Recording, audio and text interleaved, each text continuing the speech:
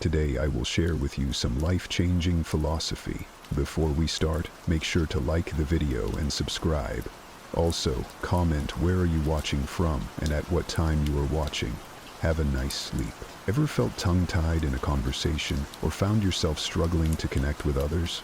You're not alone. It's a challenge most of us face at some point, whether it's at a social event, a business meeting, or even a casual chat with a friend. The pressure to communicate effectively can sometimes leave us doubting ourselves. But what if I told you there's an ancient philosophy that can help you approach every conversation with calm, confidence, and clarity? It's a Friday evening and you find yourself at a lively party, drink in hand, scanning the room. There are groups of people chatting, laughing, and connecting, but you're rooted in place, overthinking your next move. What if I say something stupid? What if they think I'm boring? You adjust your posture, take a breath, and consider approaching someone, but the hesitation is overwhelming. Moments like these aren't rare. In fact, they're part of the human experience. Social interactions, something that seems so simple, often come with a wave of self-doubt, a fear of judgment, and an annoying question: am I good enough? We live in a world that thrives on connection. At work, in friendships, and even in chance encounters, how we communicate shapes our relationships and opportunities. But talking to others, truly connecting, can feel like a tightrope walk. There's a delicate balance between saying too little and oversharing, between listening and speaking, between fear and confidence. This is where the timeless wisdom of Stoicism comes in. The Stoics, ancient philosophers like Marcus Aurelius, Seneca, and Epictetus, taught us how to master ourselves in the face of life's challenges. And while they may not have been giving TED Talks or attending networking events, their principles are surprisingly relevant to modern conversation. The Stoics believed that clarity, purpose, and composure weren't just traits, they were skills we could cultivate. In this video, we're going to uncover 5 Stoic techniques that can transform the way you talk to anyone, from strangers to lifelong friends. These techniques are not fake or magic tricks. They're tools for genuine connection.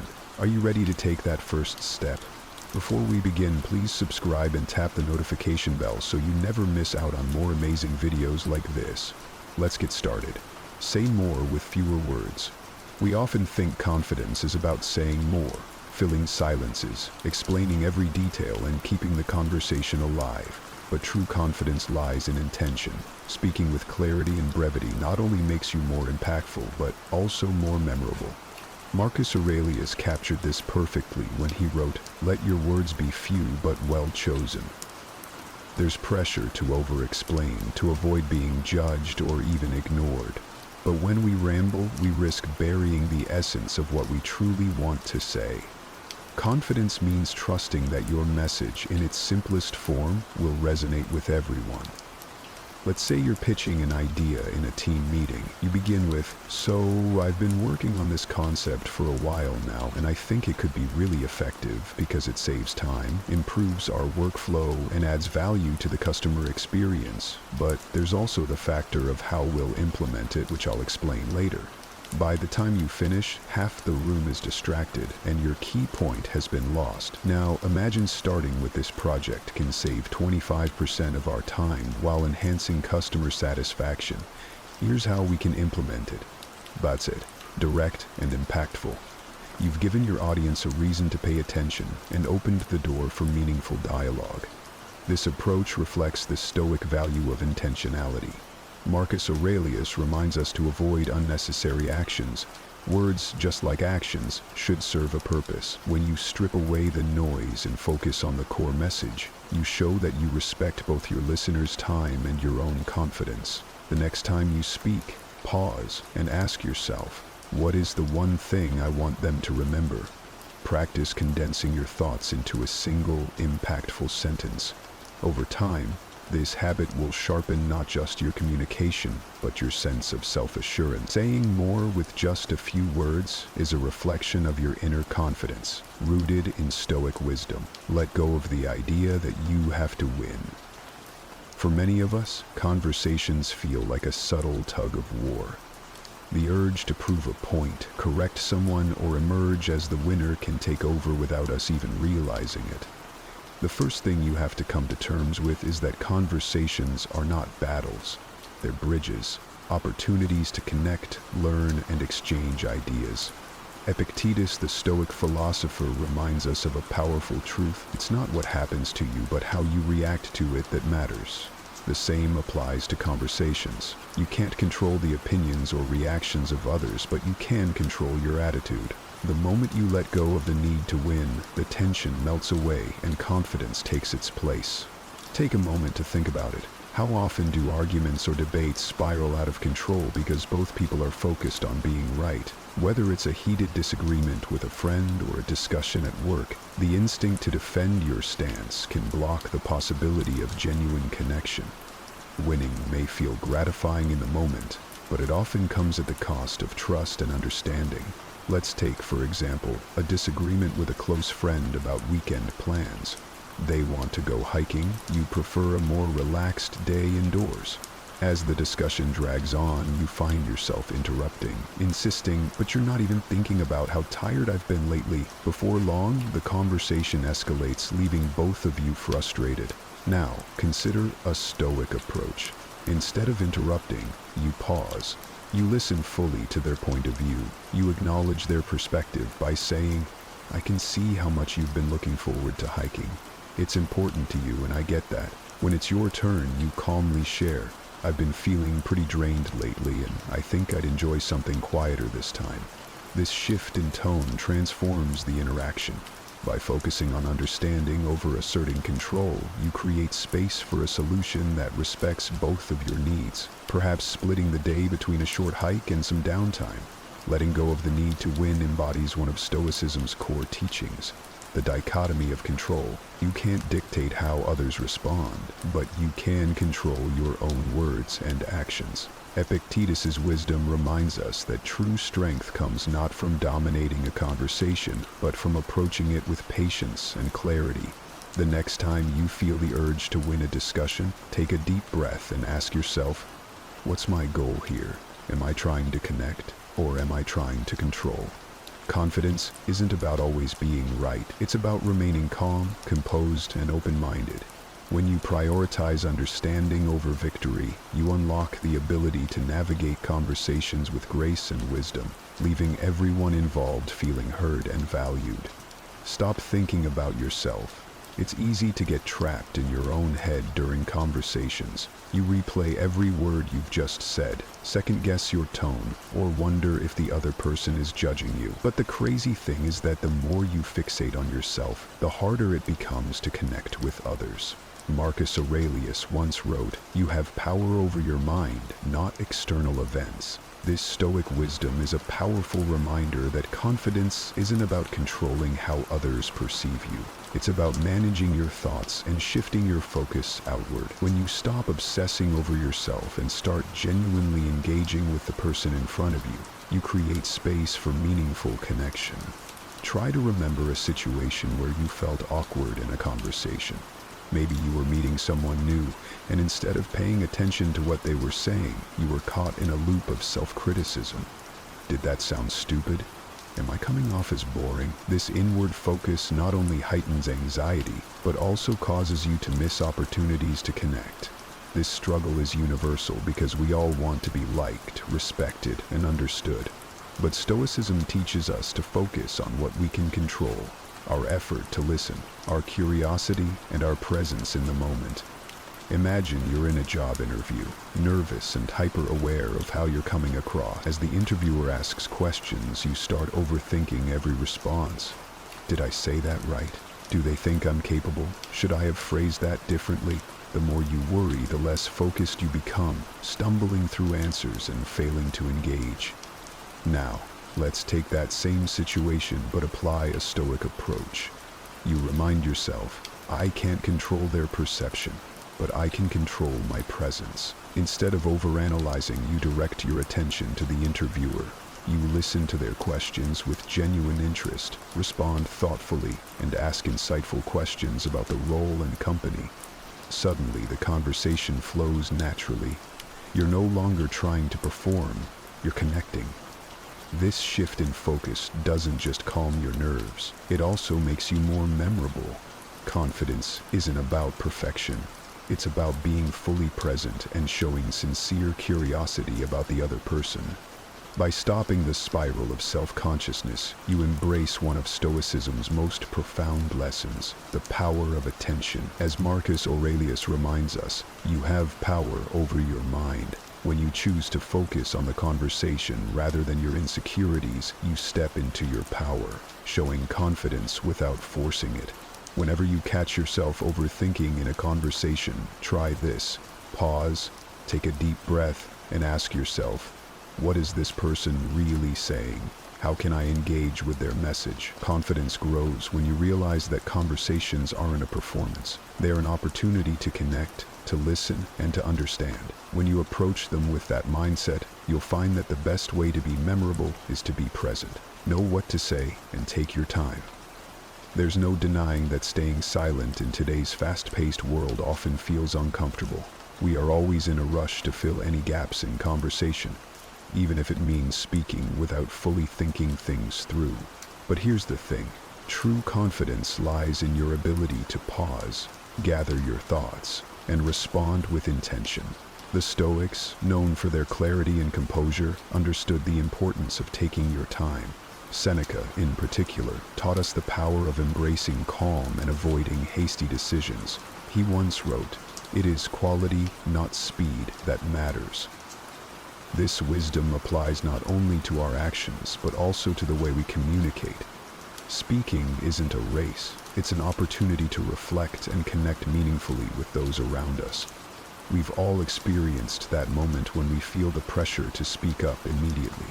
Whether you're in a meeting, having a debate, or even chatting with friends, if there's an unspoken urgency to respond quickly, it often feels like silence is a sign of weakness or indecision. So what happens? We speak without thinking, blurting out a response that's either incomplete or misunderstood. Let's imagine that you're in a meeting with your boss and colleagues, and they ask for your opinion on an important topic.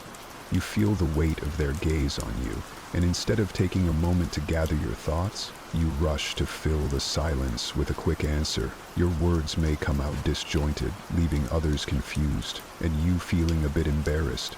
But what if instead of panicking, you took a deep breath? What if you embraced that silence for just a moment, giving yourself the space to think clearly? The first thing you'll notice is that you speak clearly and confidently, offering a well-formed answer that adds value to the discussion. It's simple, but that pause, however brief, helps ensure that what you say is thoughtful, relevant, and impactful. This Stoic approach, taking time to reflect before responding, can transform your conversations. Without this technique, you'll find that it's increasingly difficult to think clearly.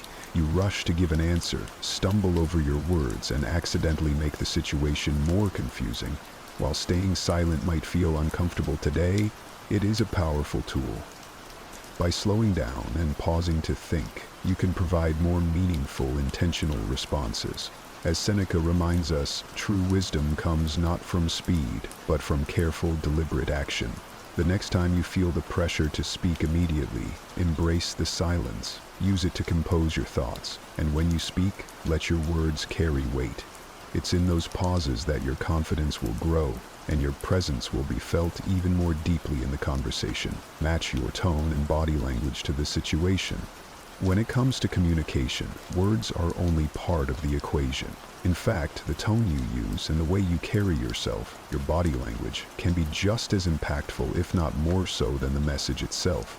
As the Stoics would say, we should live in harmony with nature, meaning we must adapt ourselves to the situation and the environment we find ourselves in, ensuring that every element of our communication aligns with the context. Most of us are guilty of speaking in a way that doesn't quite match the environment. Maybe it's cracking a joke during a serious conversation, or speaking too casually when discussing something important. The result? A disconnect. Even if your words are spot on, if your body language or tone is misaligned with the situation, the message gets lost. For example, imagine you're in a job interview, an important opportunity to make a lasting impression.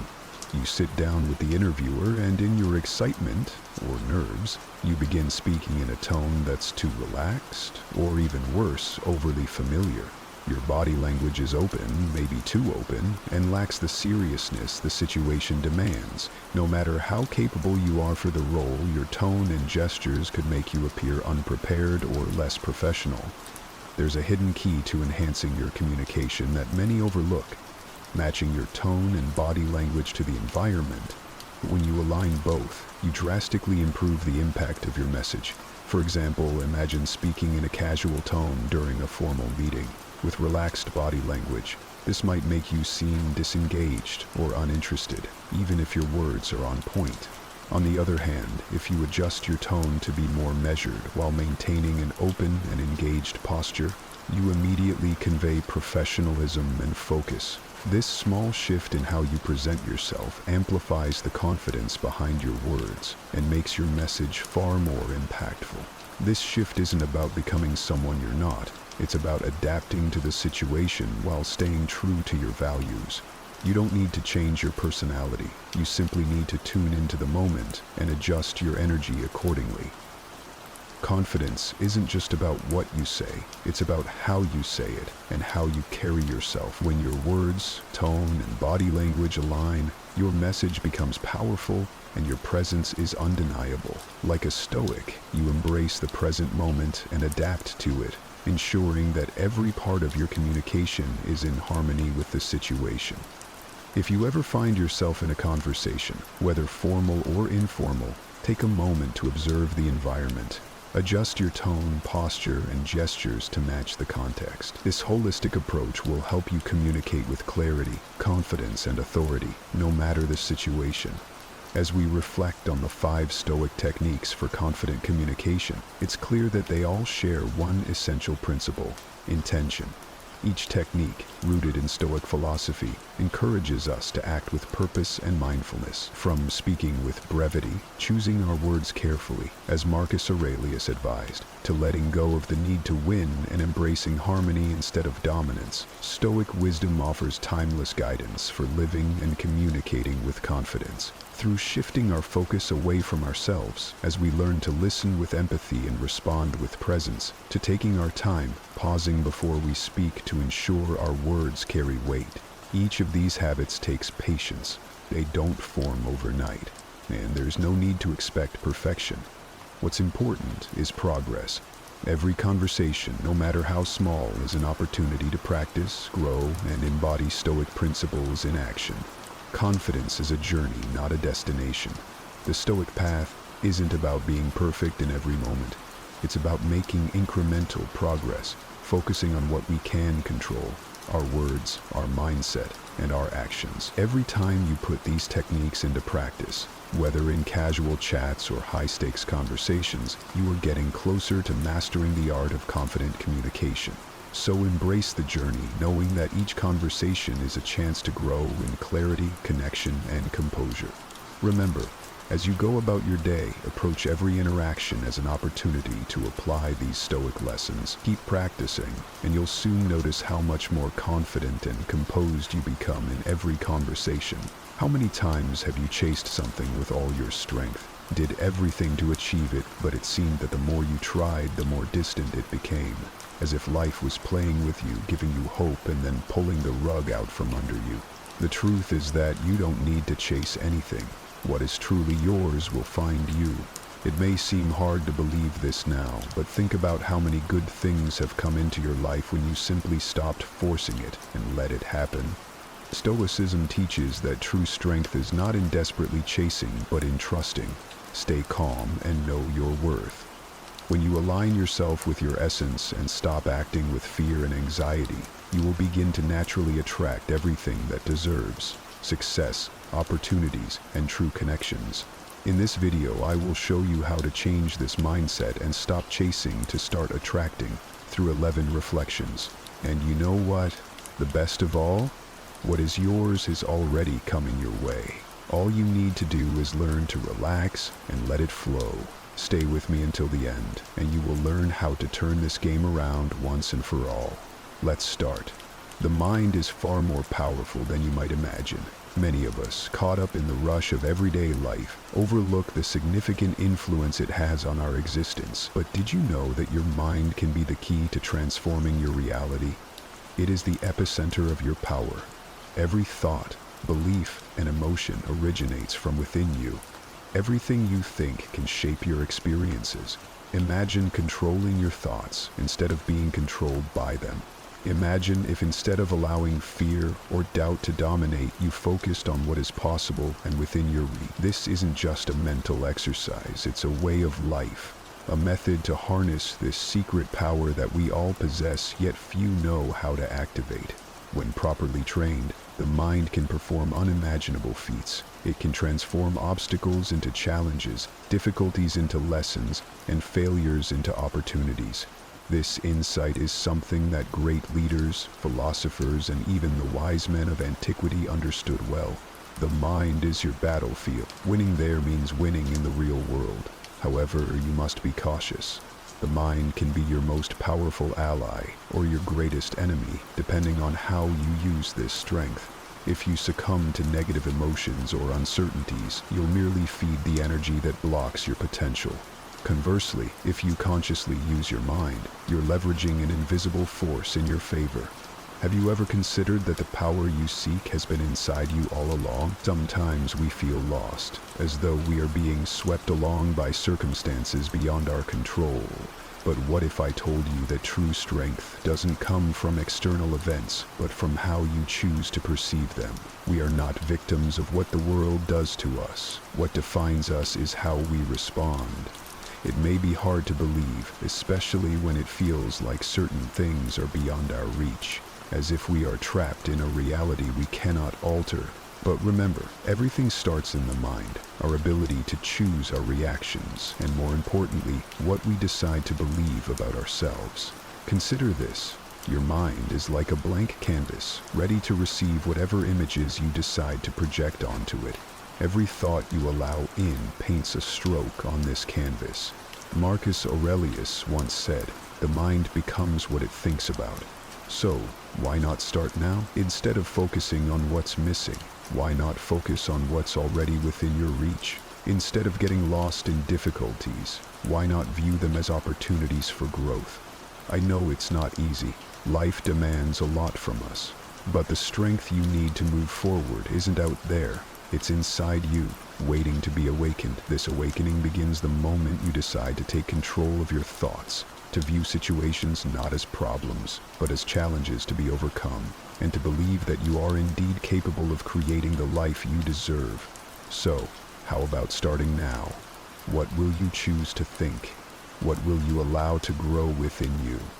True transformation begins the moment you decide that the power to change is in your hands and no one else's. Sometimes we attempt to control everything. Our minds create plans and strategies, expecting everything to proceed in a straight line without deviations. However, life is not so predictable. It's filled with ups and downs, surprises and twists. Yet, there is deep wisdom in simply flowing. Flowing does not mean giving up or letting everything happen without taking action. Rather, it's about learning to dance with life, moving with it without resistance, like a river that smoothly navigates around a stone in its path, never fighting against it, but adapting and continuing its course. This approach is not about avoiding obstacles, but about learning to navigate through them with the confidence that each turn has a purpose. Trust. Trust might seem like a simple word, but it encompasses great power. Trust is not just believing that things will work out. It's also trusting in yourself and your ability to face the challenges that arise. More importantly, it's about trusting that life has a plan for you. You are not alone on this journey. The energy that moves the world knows what is best for you, even if you don't feel it in the moment. Trust is a form of surrender. Not a surrender of weakness, but of strength. It's the strength of knowing that even when we lack control, there is something greater guiding each step. Seneca once said, "Life is long enough, and a sufficiently generous amount has been given to us for the highest achievements if we use it well." Now, the hardest part, and perhaps the most beautiful, is receiving. We are so accustomed to fighting, chasing, and thinking that we need to earn each achievement that we often forget to simply open our arms and receive. Life is constantly offering us gifts, but are you open to receiving them? Are you allowing blessings to flow to you, or are you erecting barriers and resistance? Receiving is more than a physical act. It is an emotional one, reminding us that we deserve what is good. Often, we believe we need to do more to deserve the best, that we must achieve something great for life to reward us. However, life is already providing everything we need. The mere fact of being alive and breathing is a gift. Reflect on this. Are you flowing, or are you trying to force things to go your way? Do you trust, or do you feel the need to control every move? Are you ready to receive, or are you still caught up in the belief that you need to do more, be more, to deserve? Flow, trust, and receive is not just a mantra, it's a lifestyle. A life in which, instead of fighting against what comes, you learn to align yourself with what is rightfully yours. And when you do, you'll realize that what you sought so intensely has always been within your reach. It was just waiting for you to be ready to receive it. Have you ever noticed how, in moments of calm, life seems to flow more smoothly? How answers begin to emerge more clearly, as if things fall into place on their own? In a world where we are constantly running from one task to another, trying to achieve more, do more, be more, we often overlook the simple power of calm. Curiously, it is in calmness that the key to success often lies. It seems contradictory, doesn't it? We are so used to believing that to achieve something, we need to be in constant motion, that success comes from the pressure of the hustle. But in truth, it is calm that creates space for opportunities to arise, for decisions to be made clearly, and for connecting with what really matters. When you are calm, your mind is free from scattered thoughts. It is not overwhelmed by stress or anxiety. Instead, it becomes a space of clarity. You see things with more perspective, more discernment, and most importantly, you become more aware of opportunities that would previously go unnoticed. When you act from a place of calm, your actions are more intentional, more aligned with what you really want, not with external expectations or the pressure of the moment. Seneca stated, "Nothing is more important than the tranquility of the mind. Even in the greatest turbulence, keep your mind calm." Now, think for a moment. Have you often made impulsive decisions, driven by haste or anxiety, and then regretted them? Or perhaps stopped acting out of fear because anxiety paralyzed you? This happens to all of us. But when you manage to cultivate calm, you can look at situations without the weight of anxiety. You become capable of making more sensible decisions, acting wisely without letting yourself be consumed by pressure. Moreover, when you are calm, you transmit confidence. The people around you sense this energy. They realize that you are not in a hurry, that you know where you are going, and that you trust the process.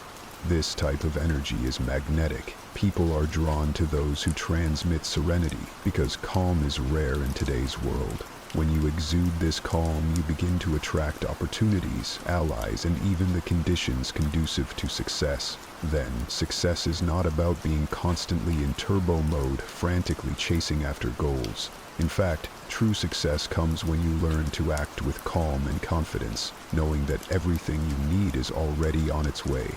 It is not about rushing, but about aligning yourself with the present moment, cultivating an internal harmony that permits things to arise at the right time. Sometimes, pressure makes us believe that we need to do everything immediately, that we must always be busy and on the move to ensure our success. But in reality, it is when you allow yourself to slow down and trust that everything falls into place, and true transformation begins to happen. Success is not about constant motion. It is about being aligned with your purpose, with who you are, and with the circumstances unfolding naturally. Gratitude. Gratitude is a word we often hear, but have you truly considered the power it wields? It's not merely a polite way to thank for what we've received. Gratitude is a transformative force, a portal that opens doors to an abundant flow of blessings in our lives. Imagine for a moment the energy of the universe is always surrounding you, ready to align with you. All you need to do is send out positive vibrations for this energy to manifest in the form of opportunities, achievements, or even inner peace. Gratitude is that vibration.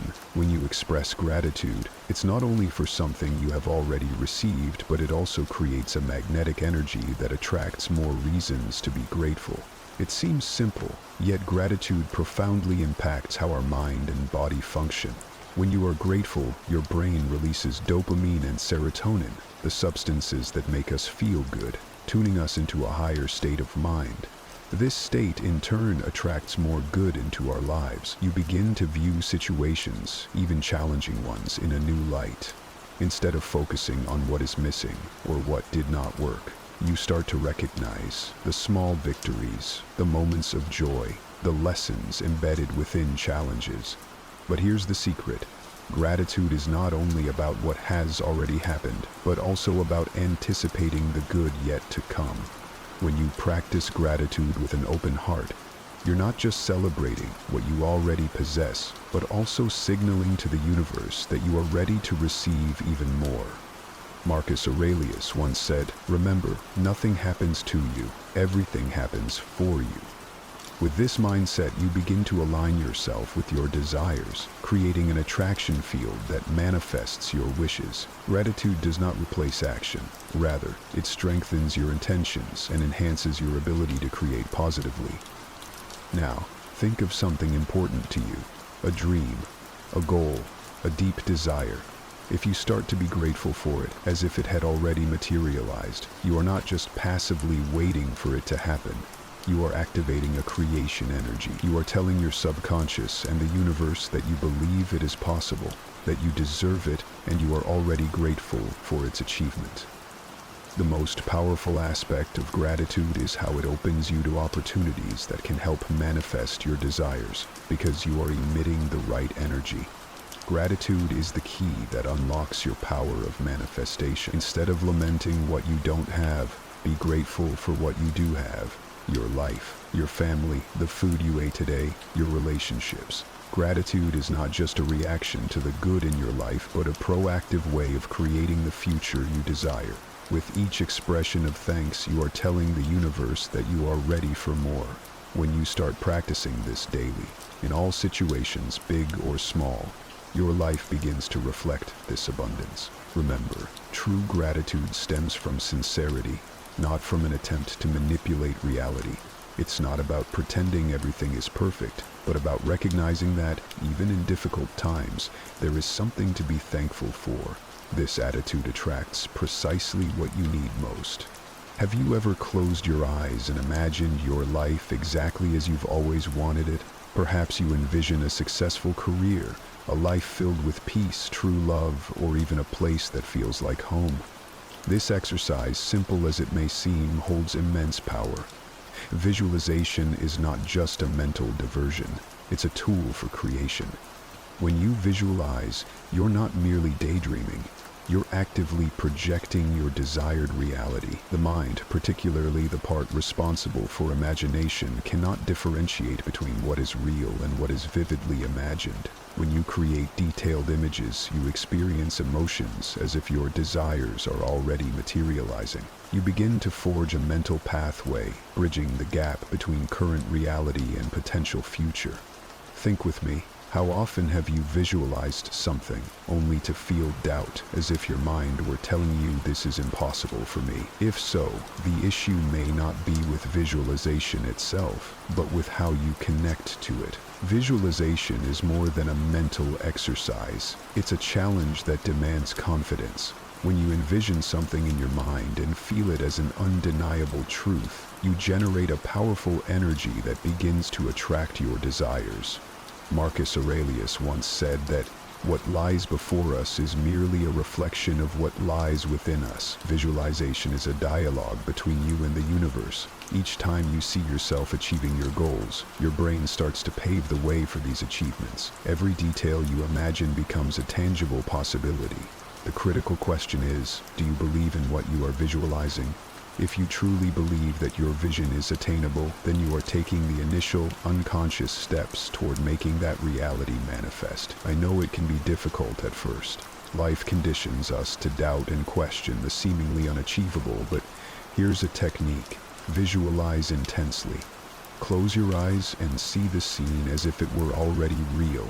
Imagine the colors, the sounds, the sensations of what you are creating. Feel the emotion of having already achieved what you desire. This is the moment to align your mind and your heart with your aspiration. It's not just about thinking, it's about feeling. However, visualization doesn't stop with imagination.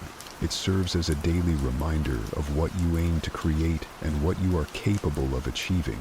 When you visualize, you are signaling to your subconscious that this is your path and that you are committed to reaching it. By maintaining this clear vision, you begin to notice the opportunities, people, and circumstances around you that align with what you visualized. Have you ever noticed how life often teaches us to hold on tightly to things, people, results, objects, even ideas, as if happiness were only possible if we maintain control over everything? However, there is a hidden art in this process, an art that is counterintuitive but has the power to profoundly transform our lives. The art of letting go. Letting go does not mean giving up.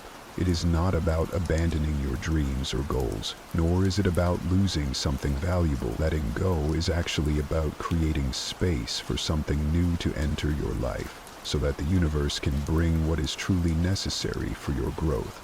When you hold on to something too tightly, you prevent other things from flowing to you, blocking the new opportunities that are waiting to be received. Have you considered this?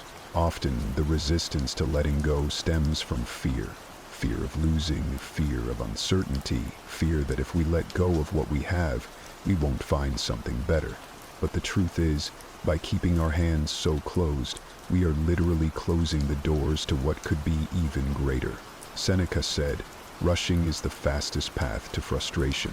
Enjoy the moment and go at your own pace." The process of letting go is actually an act of trust. It's trusting that what is in your life today has a purpose, but also trusting that new things, new people, and new experiences are coming at exactly the right time.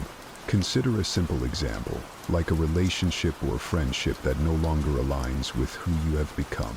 Keeping that person in your life out of pure habit or fear of being alone may be preventing you from finding other, more meaningful and enriching connections. Sometimes, what you most need is to make room for new relationships to blossom so that you can grow in other directions. When you let go, you free yourself from what no longer serves you, and you create a void that will be filled by something much more aligned with who you are today. Letting go also involves accepting that we have no control over many things. It can be scary because the ego likes to be in charge, but by accepting that there are things outside of our control, such as the behavior of others, the future, or certain outcomes, we can find inner peace. When you let go, you stop fighting the natural flow of life. You begin to realize that there are greater forces working in your favor, even if you don't always understand them at the time. This challenging art of letting go is one of the most powerful ways to attract what you really need. By letting go, you make room for abundance. You free your mind from worries and limitations, allowing new flows of energy, new ideas, and new possibilities to enter. It is the key. You know that moment when you feel like everything is taking too long? The clock seems to crawl. Things don't happen as expected, and anxiety starts to creep in. I know it's hard to trust in time, especially when we're immersed in the rush of everyday life, when we desire quick results, immediate answers, and everything seems to hinge on an instant. But what if I told you that contrary to what many of us believe, time is not our enemy, it's our ally. Time possesses a wisdom that transcends our immediate understanding. It does not rush, it flows. This fluidity allows us to learn, grow, and most importantly, mature. When we stop trying to force events, demanding that everything happen now, we begin to appreciate how time prepares us. It gives us space to reflect, to adjust our vision, and often to steer away from a path that was not right for us, all part of a larger process. Epictetus once said, "Time is a property that we cannot recover." Do not waste time worrying about what cannot be controlled. Live and trust in time. Imagine you planted a tree. You want it to grow quickly, right? The temptation might be to pull at the plant, urging it to grow faster. But that won't work. Time is essential. It allows the roots to take hold, the trunk to become strong, and the branches to flourish in the healthiest way possible. In the same way, our lives and our goals require time. If we try to speed up the process, we run the risk of compromising the outcome. Time gives us the chance to build a solid foundation so that what we are creating can sustain itself and grow robustly. I know it can be hard to be patient. It can be frustrating to watch things unfold slowly, especially when it seems like others around you are advancing quickly. But remember, you can't see what's going on behind the scenes in everyone's life. Everyone's timing is unique, and each journey is different. What matters is not how much time you spend on something, but how you use it. Time gives us the space to become wiser, stronger, and more prepared for what awaits us. Here's a deep reflection about your relationship with time. Sometimes we feel tempted to force life to adhere to a rhythm we define, thinking we can control everything. But isn't time asking us to trust its natural flow? What happens when, instead of racing against time, you simply let it flow, allowing it to work its magic? I know waiting can be one of the hardest parts. It feels like time is working against you when results don't appear as expected. Anxiety, despair, and a sense of losing control can take over. But if you pause and reflect, you may discover that time is not the villain in your story. It is actually a great ally in the transformation process. Have you ever stopped to consider the power of silence? In our noisy world, filled with distractions, it's easy to lose ourselves in the rush of daily life. But what if silence was the key to finding the peace and clarity you seek? Silence is not just an absence of sound. It possesses the power to connect us with something much deeper, our inner self. We often operate on autopilot, going through motions without truly listening to what our mind, body, and soul are trying to communicate. Caught in a relentless stream of information, external demands, and expectations, we unwittingly disconnect from our true selves, our deepest desires, and our real purposes. Marcus Aurelius observed that silence is a form of control. Those who can maintain inner peace amidst chaos are truly at peace with themselves. When we allow ourselves moments of silence, we encounter something magical. Silence gives us a chance to breathe deeply and look inward, without haste, without judgment, and without the pressures of the external world. We can truly hear our inner voice, often drowned out by life's constant noise. When we stop seeking external answers and start listening to our hearts, we discover that we possess everything necessary for growth, for making decisions that resonate with our true selves, and for finding peace. Silence is more than just a pause. It's an invitation to introspection, which is vital for self-acknowledge.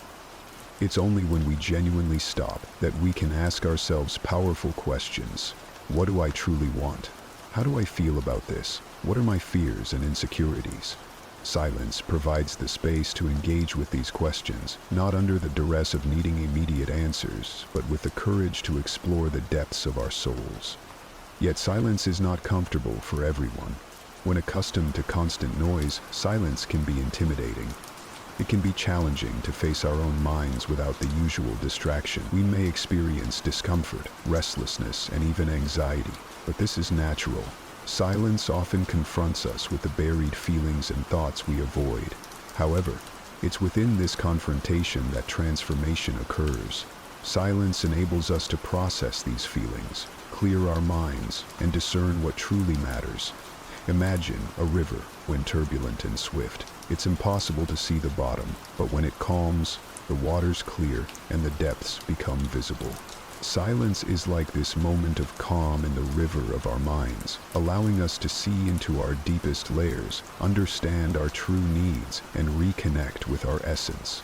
Sometimes we need a moment of silence to assess our lives, to feel if we're on the right path or if adjustments are needed.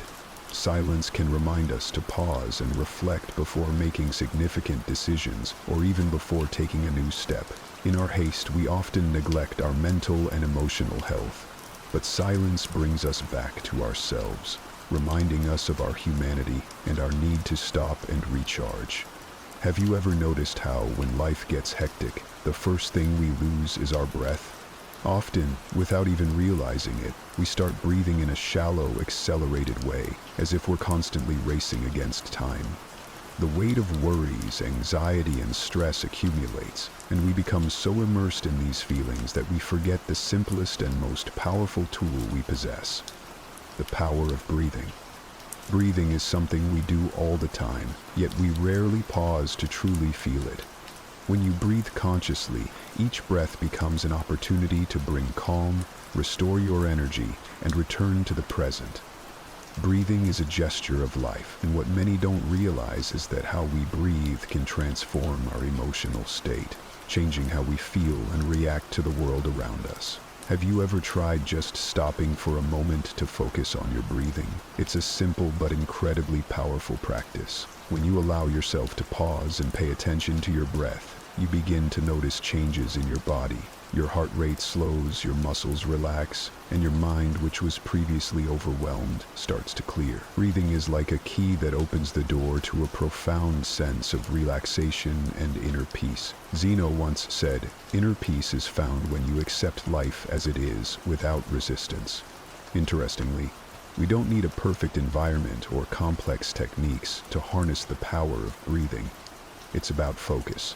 Breathe deeply, hold for a moment, then release the air slowly. When you do this consciously, you begin to notice how your body starts to relax, how tension diminishes, and how thoughts begin to distance themselves. Each breath becomes an anchor that brings you back to the present. What happens when we can relax in this way? The body recovers, the mind gains clarity, and emotions begin to stabilize. Stress, that constant enemy, loses some of its strength. Deep breathing helps us shift out of the fight-or-flight mode and into a state of rest and digestion, where we can heal and restore our energy. This change may not be visible to others, but something profound happens inside us. Breathing becomes a powerful tool for self-care and self-understanding. And that's not all. Breathing also has the power to connect us with our bodies in a more intimate way. We are often so distracted by external demands that we forget our bodies are trying to communicate with us. Conscious breathing helps us to hear these silent messages, to identify where we are tensing up, where we are tired, and where we need more attention. Breathing reminds us that we are alive, that we deserve moments of rest, and that we can indeed find relaxation. When was the last time you gave yourself permission to simply to stop for a moment and breathe deeply, unhurriedly, without the need to be in constant motion? The power of breathing is not just in the act of breathing itself, but in allowing ourselves to stop and pay attention to our bodies, our minds, and our well-being. Each breath is a chance to reconnect, to restore, and to remember that calm is not outside of us but within, waiting to be discovered. Have you ever considered how progress and peace can coexist? Often, we believe that achieving our goals requires relentless pressure and immense effort, as if the only way forward is through force and agitation. But what if I told you that true progress could be achieved with calm, discipline, and a deep sense of inner peace? The Stoic path teaches us exactly this: how to reach our goals in a serene, balanced, and conscious manner. Stoicism, a practical philosophy, guides us to embody virtues such as wisdom, courage, justice, and self-control. It shows that true progress isn't about chasing rapid or hectic results. Instead, it's about understanding what truly matters and acting in accordance with what is within our control, while serenely accepting what we cannot change. When we discuss peace, we aren't referring to a superficial tranquility or a passive state. What the Stoics teach us is that inner peace comes from living in accordance with nature, with truth, and with what is under our control. By accepting that we cannot control everything and that events don't always unfold as we wish, we can set aside anxiety and frustration. This creates space for genuine tranquility, which becomes the foundation of any real and sustainable progress. How does this apply to our journey toward goals? Instead of being consumed by the pressure to achieve something at any cost, true progress comes from the daily practice of consistent effort and self-control. Stoicism encourages us to focus on the process, not merely the immediate result. As we adopt this mindset, pressure diminishes and peace arises, because we realize that the only thing we truly control is our present moment. Each small action and achievement becomes part of a deeper, more meaningful journey toward our goals. Imagine you are trying to learn a new skill or reach a new level in your life. Real progress isn't about comparing yourself to others or measuring success by external standards, but about evaluating your own journey, how much you've grown in your discipline, and what you've learned about yourself along the way. Stoicism reminds us that while we cannot control immediate outcomes, we can control our attitudes and responses to challenges. Here lies a crucial aspect of the Stoic path: acceptance. When we accept difficulties as natural parts of the process, they no longer appear as insurmountable obstacles, but become opportunities for learning. By embracing challenges with a calm mindset, without anxiety about the future, you foster a state of peace that doesn't rely on external circumstances. This peace, in turn, enables you to focus on what truly matters: your personal evolution and continuous progress. Remember, true peace isn't achieved when all our goals are met. Rather, it is something we cultivate along the way. It isn't the absence of difficulties, but the ability to confront challenges with a composed and controlled mind. By integrating this inner peace into your approach, you release anxiety and frustration, thereby creating space for real progress. Have you ever felt that the harder you try to achieve your goals, the more difficult it seems to become? The pressure, anxiety, and weight of expectations seem to build up, dragging us to a place of stagnation instead of propelling us forward. Over time, many of us learn that an obsession with immediate success can actually be a trap, and, importantly, that less pressure often leads to more success. This may sound contradictory, but a shift in perspective can profoundly transform how we achieve our goals. When we discuss pressure, it's not just about the external expectations imposed by others. It's also about the internal pressure, that inner voice incessantly telling us that we need to do more, be better, and not stop until we achieve our goals. This voice, though seemingly motivational, often creates a barrier to our progress. It pushes us into a relentless race against time for immediate results, as if our happiness hinges on meeting increasingly tight deadlines. Now, imagine for a moment what happens if you release this pressure. I'm not suggesting abandoning your goals or losing focus, but rather taking a pause to rethink your approach to pursuing your dreams. What happens when you slow down, allow yourself to enjoy the process and not just the end results, and trust that you're on the right path without needing to control every detail? The answer is simple. You create the mental and emotional space necessary to operate more efficiently. Pressure often fosters an environment filled with fear and apathy, where ideas stagnate and plans turn into obstacles. However, when you lessen this pressure, what once felt like a heavy burden transforms into lightness, and the process flows more naturally. You begin to operate with greater clarity, focus, and most importantly, confidence. You may even find that by allowing yourself some relaxation, you become more creative and develop innovative solutions to challenges.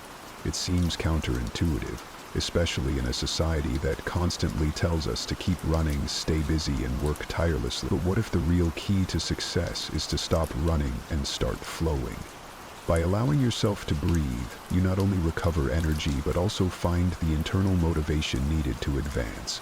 It's crucial to understand that success is not a straight line.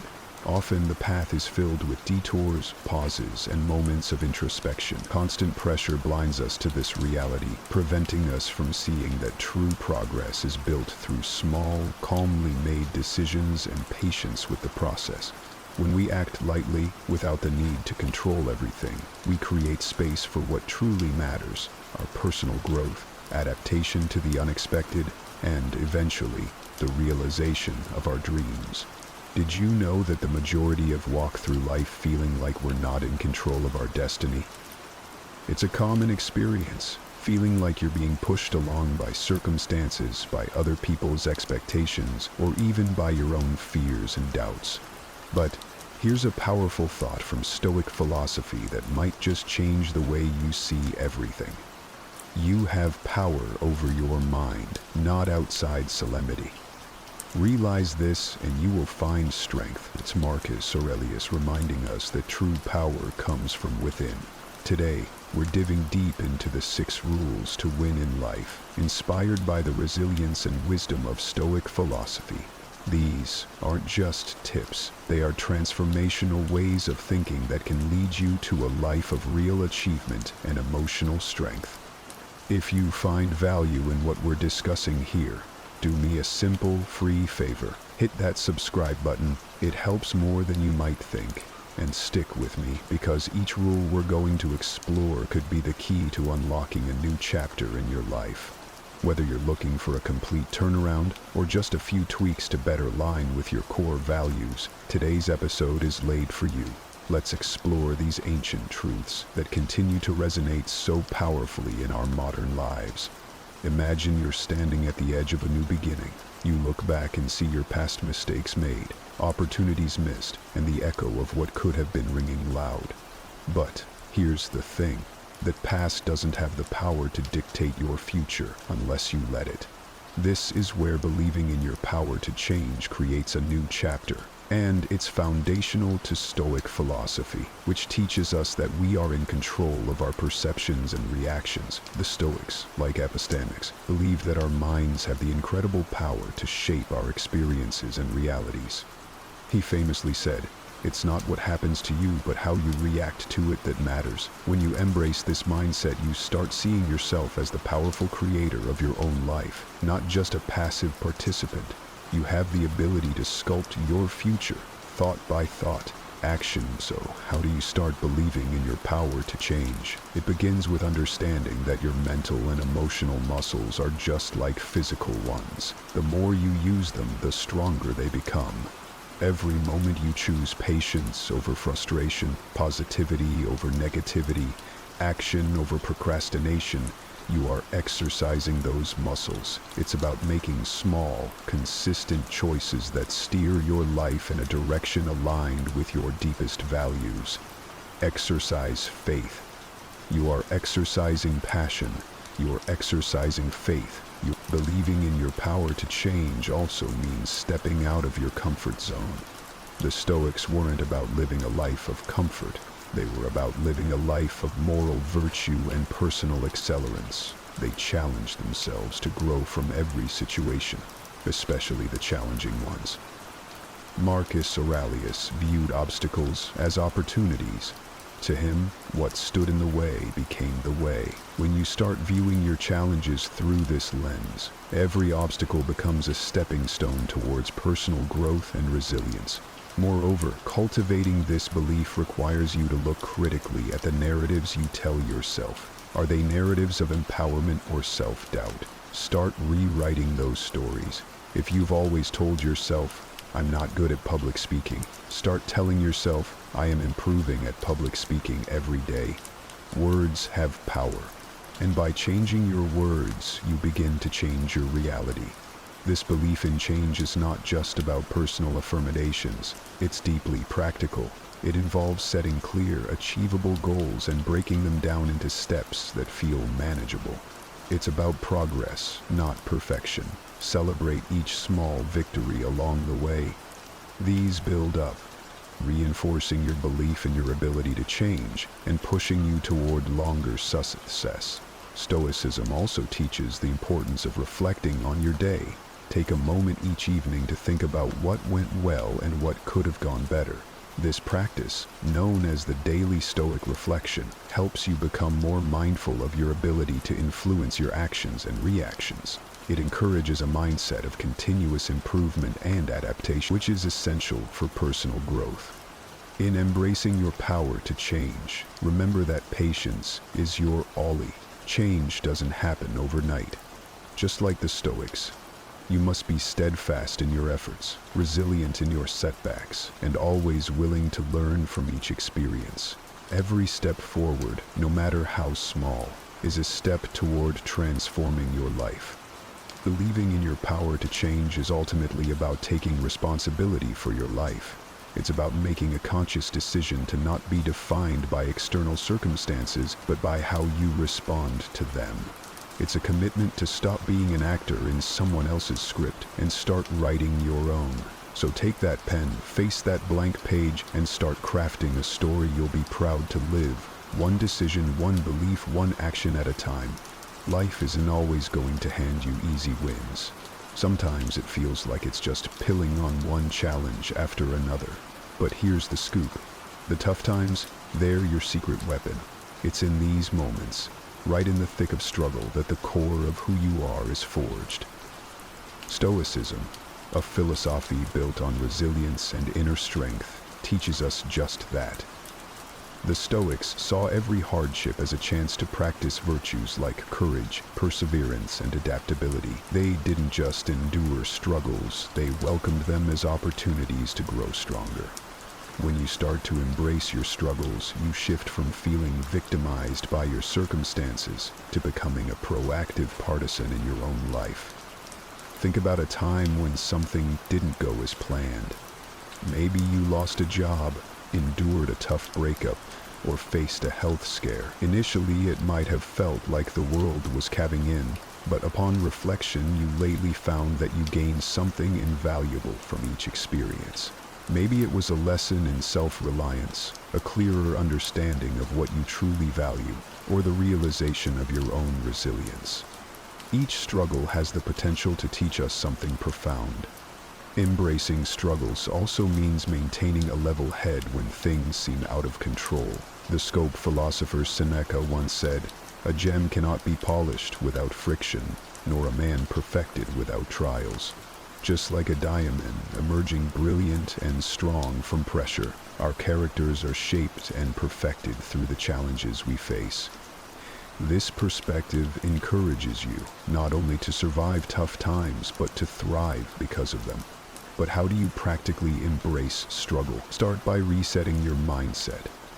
Instead of asking, "Why is this happening to me?" try asking, "What is this teaching me?"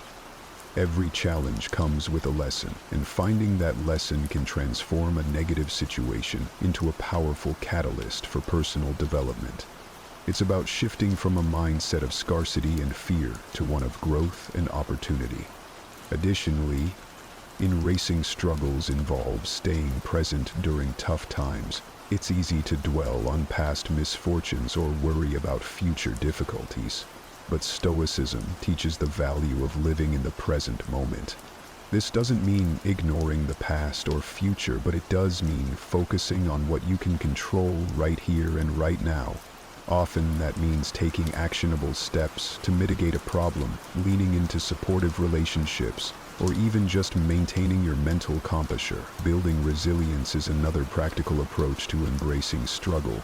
Resilience doesn't mean you won't feel the pressure. It means you're equipped to bounce back from setbacks. You can build resilience by setting small, manageable goals, maintaining a routine that includes time for self-care, and continuously learning from each experience.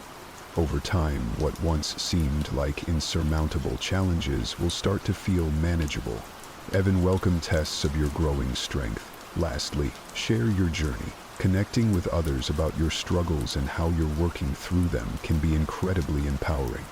It not only helps you process what you're going through, but also inspires others who might be facing their own battles. Remember, embracing your struggles doesn't have to be a solitary journey. In true Stoic fashion, leverage your community for support, wisdom, and a little extra strength when needed. You know that feeling when you're around people who just get you, where the conversation flows, the ideas bounce back and forth, and you leave feeling energized rather than drained? That's no accident. The company we keep doesn't just influence our mood, it shapes our entire journey through life. It's crucial then to be intentional about whom we choose to spend our time with. Because, as the Stoics would remind us, our character is molded by our environment. Stoicism teaches us that personal growth and success are not solely the product of our own thoughts and actions, but also the influence of those we surround ourselves with. Seneca wrote extensively about the importance of friendship and its impact on our moral and ethical development. He suggested that we form bonds with those who embody the qualities we aspire to have ourselves. because habits, good and bad alike, are contagious. Consider this. If you're on a path to self-improvement, whether it's pursuing a new career, developing healthier habits, or cultivating a more positive mindset, having friends who not only support these goals but are also on similar journeys themselves can make all the difference. They aren't just cheerleaders. They understand your struggles, share insights, and inspire you just by being examples of what's possible. It's also about more than just mutual interests or goals. Surrounding yourself with the right people means seeking out those who challenge you in constructive ways. A true friend doesn't just pat you on the back. They challenge you to grow, to think differently, and to push beyond your perceived limits. In the context of Stoicism, this means engaging with people who question your assumptions and help you refine your reasoning and virtues. These interactions are invaluable because they force you to defend your ideas or consider new perspectives, leading to deeper understanding and personal growth. But let's be real, this isn't about creating an echo chamber. It's about cultivating a diverse network that enriches your life. It's about finding people who bring different perspectives, skills, and experiences to the table. Diversity in your circle encourages creativity and helps you see the world through multiple lenses, which is essential for developing a well-running character. Now, how do you find these right people? Start by being the kind of person you want to attract.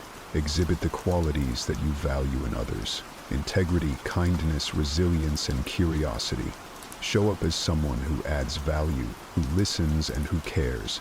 Then, look for those traits in others. Attend events that line with your interests, join clubs or groups that reflect your values, and reach out to individuals who inspire you.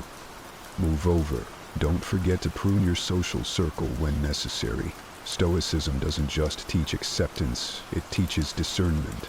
It's okay to distance yourself from those who consistently drain your energy or detract from your growth. This isn't about being harsh or judgmental, it's about protecting your space and investing your time wisely. Remember, it's your right and responsibility to protect your peace and prioritize relationships that are truly reciprocal and beneficial. Let's face it, we all have those days when we're just not feeling it, whether it's hitting the gym, tackling that project, or even just getting out of bed.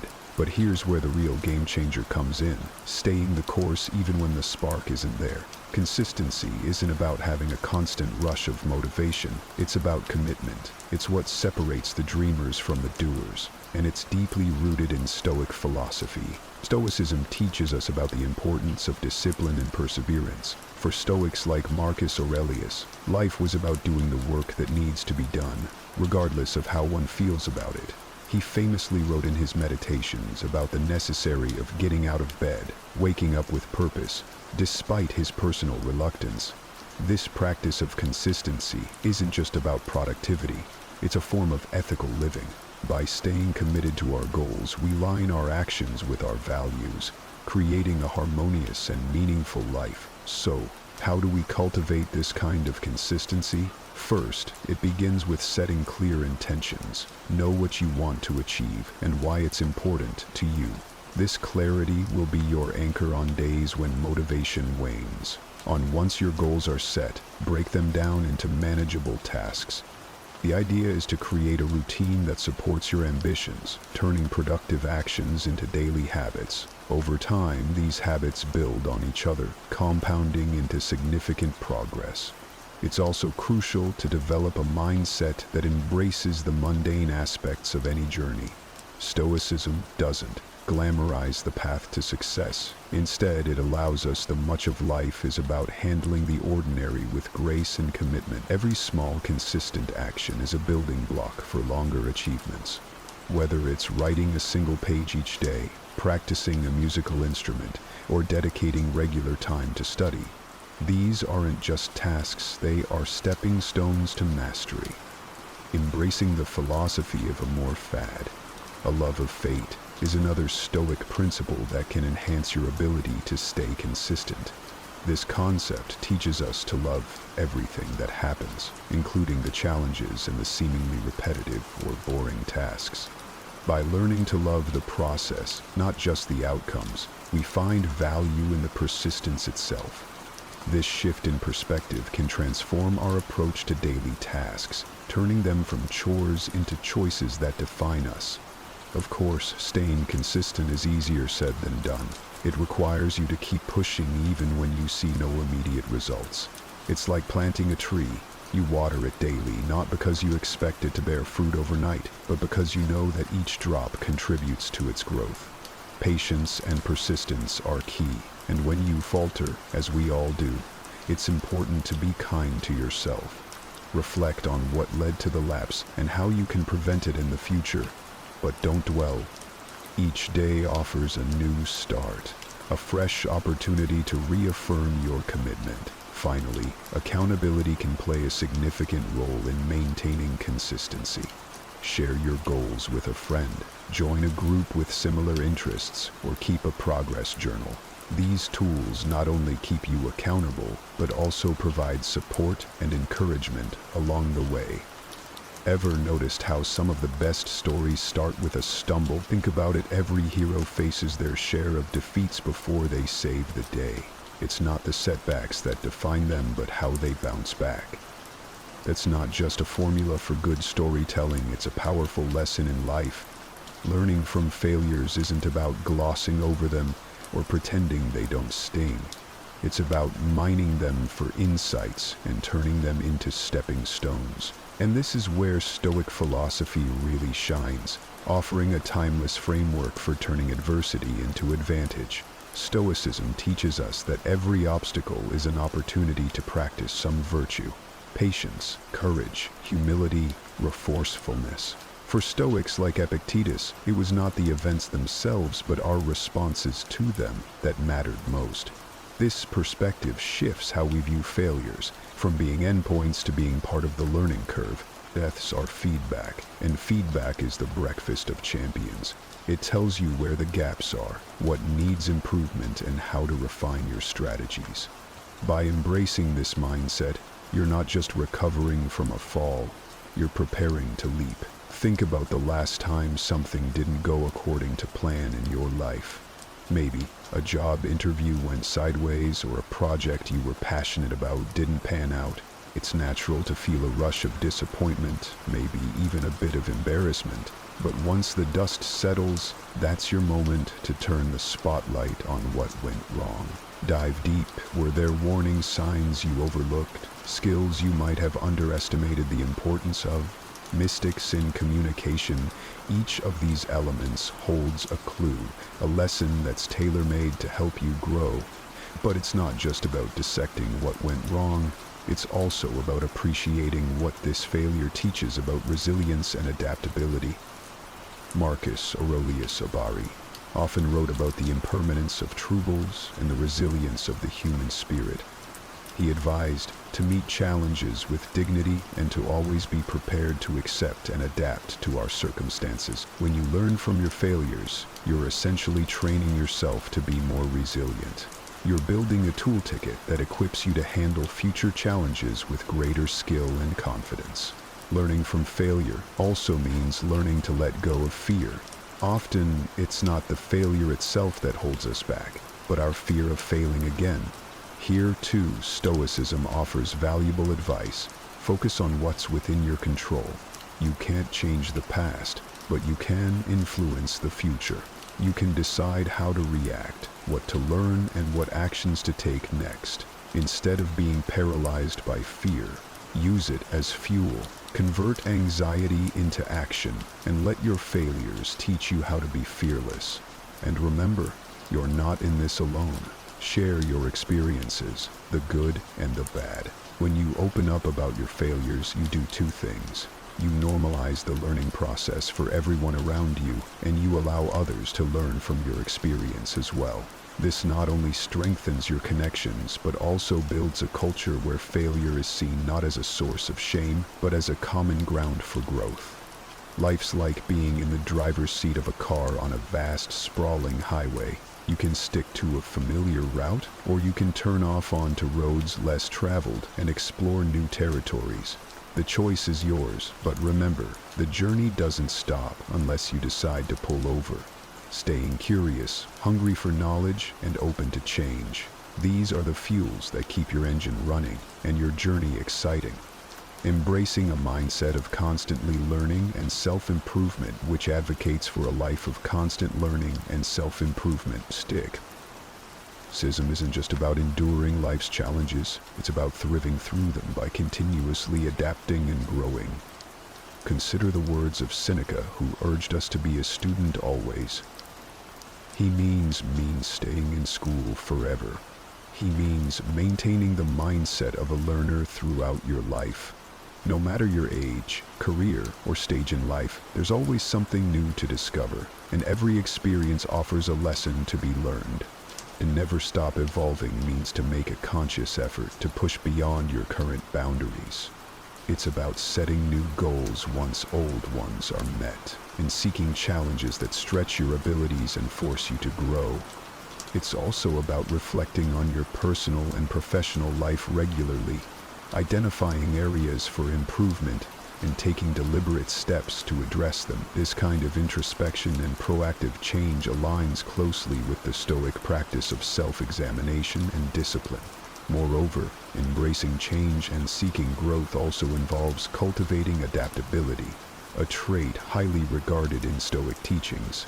Just like a tree that bends with the wind but doesn't break, being adaptable in the face of life's constant changes helps you not only to survive, but to thrive. It means not getting too attached to current successes or ways of doing things. Markets change, new technologies evolve, and by staying flexible, you remain relevant and vibrant. Part of never stopping your evolution is also about opening yourself up to new ideas and perspectives. It's easy to become comfortable with what you know and whom you know, but growth often lies in the unfamiliar. Listen to others, especially those who might see the world differently. Engage with content that challenges your existing beliefs and consider it thoughtfully.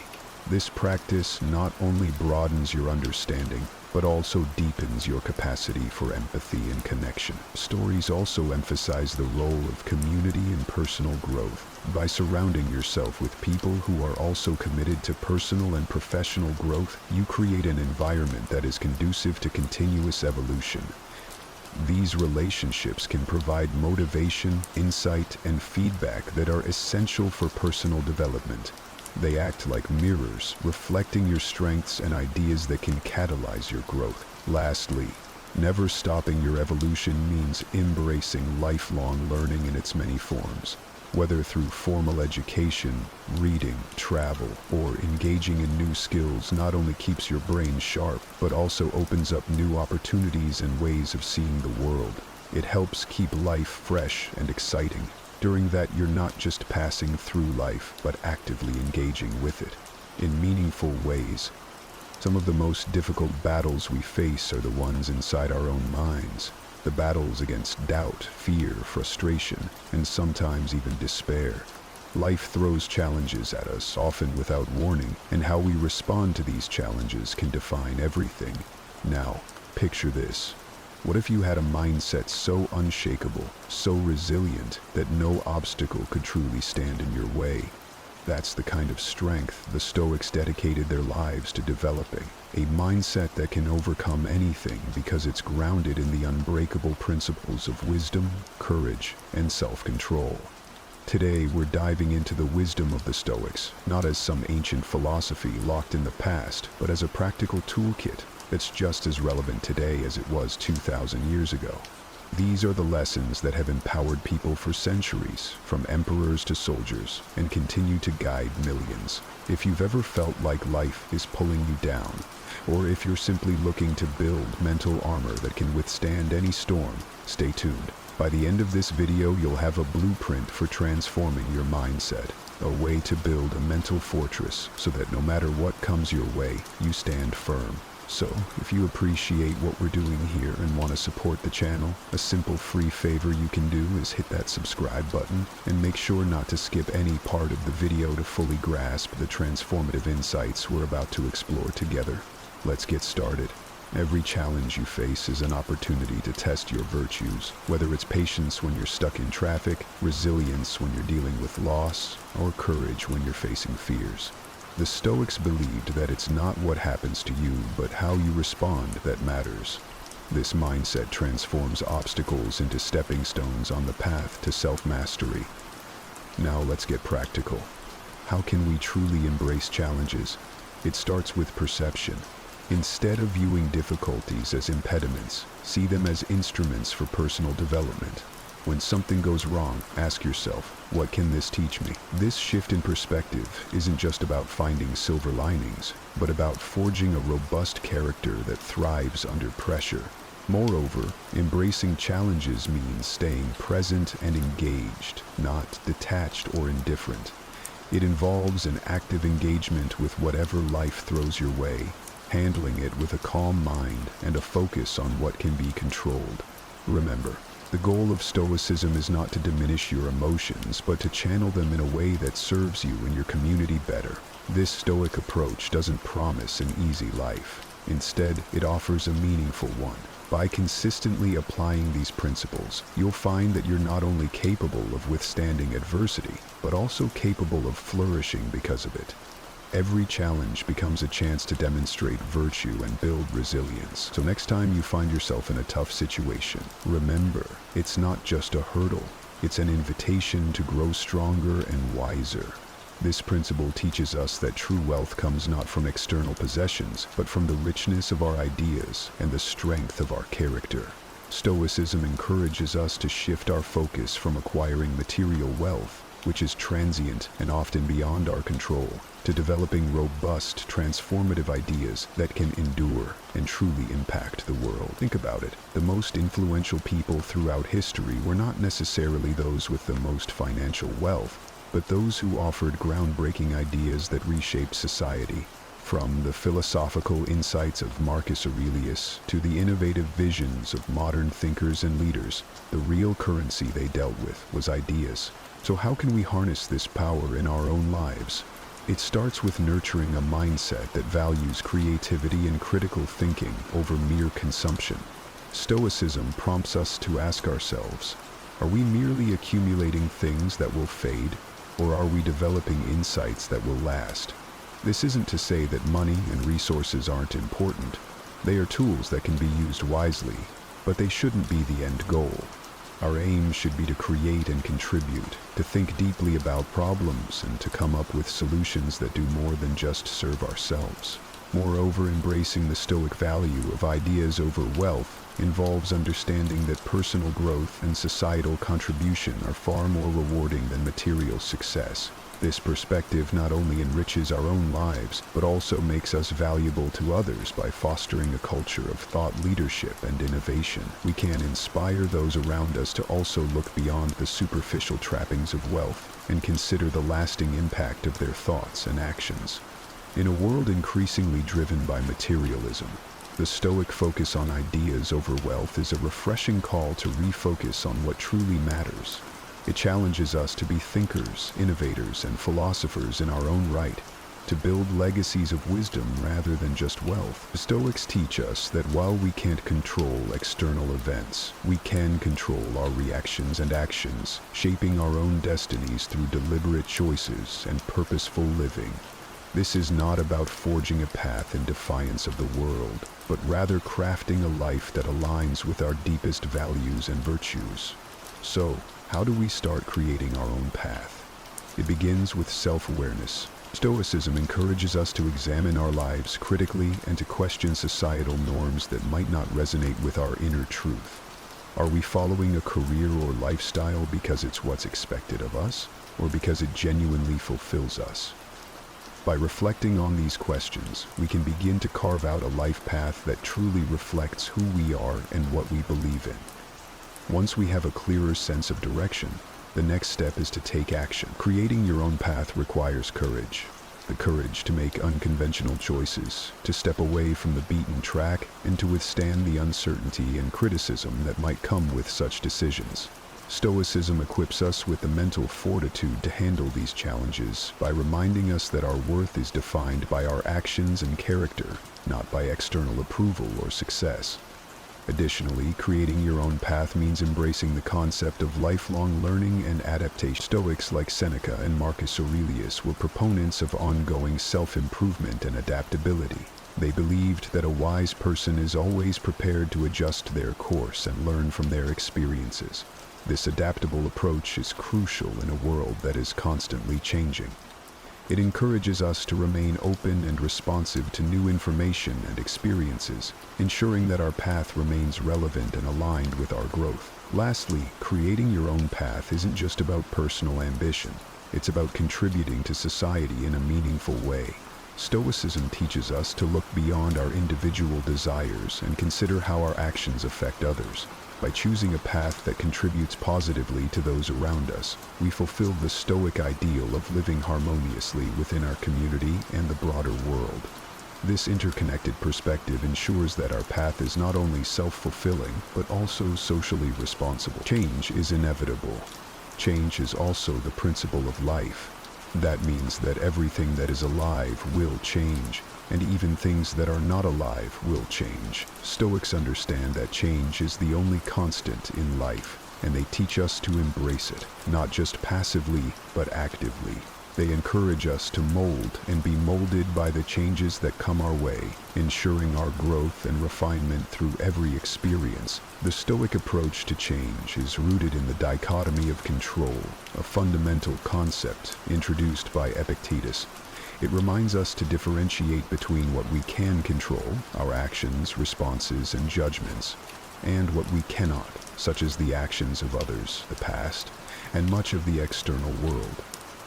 By focusing our energy on our own sphere of influence, we become more effective and serene. This perspective equips us with a mental framework for adapting to change by reducing anxiety over the uncontrollable and empowering us to act where we can.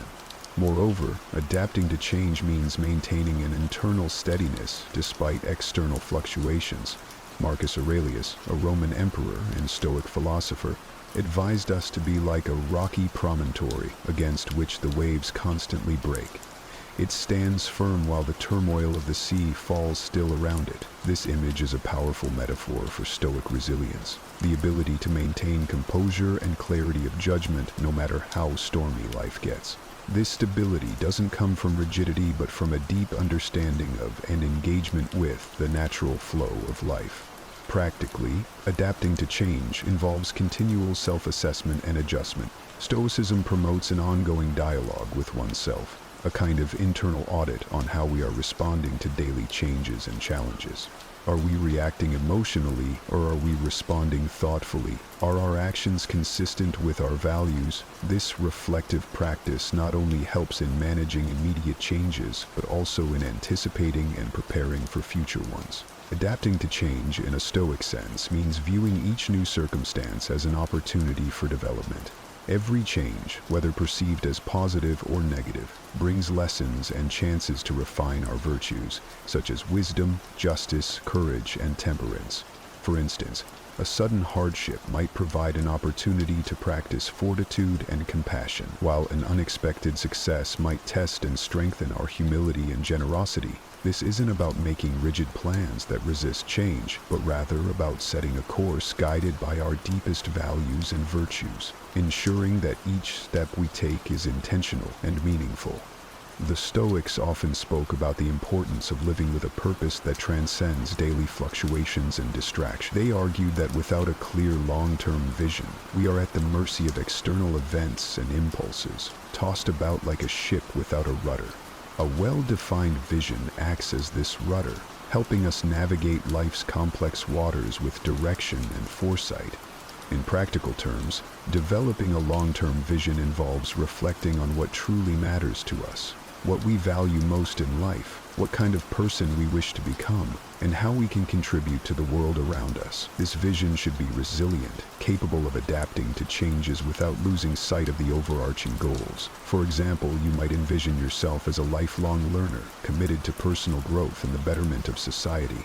How this manifests might change with circumstances, perhaps through career shifts, evolving relationships, or changing social contexts, but the core vision remains constant. Moreover, a Stoic approach to long-term vision involves preparing mentally for both success and setbacks. It teaches us to anticipate obstacles and view them as natural parts of the journey. This preparation is not pessimistic, but rather a form of realistic optimism. By considering potential challenges and visualizing how to handle them, we strengthen our resolve and flexibility, making us better equipped to persist toward our vision, no matter what life throws our way. Stoicism also emphasizes the importance of aligning our vision with actions that are under our control. It's not enough to simply dream or plan.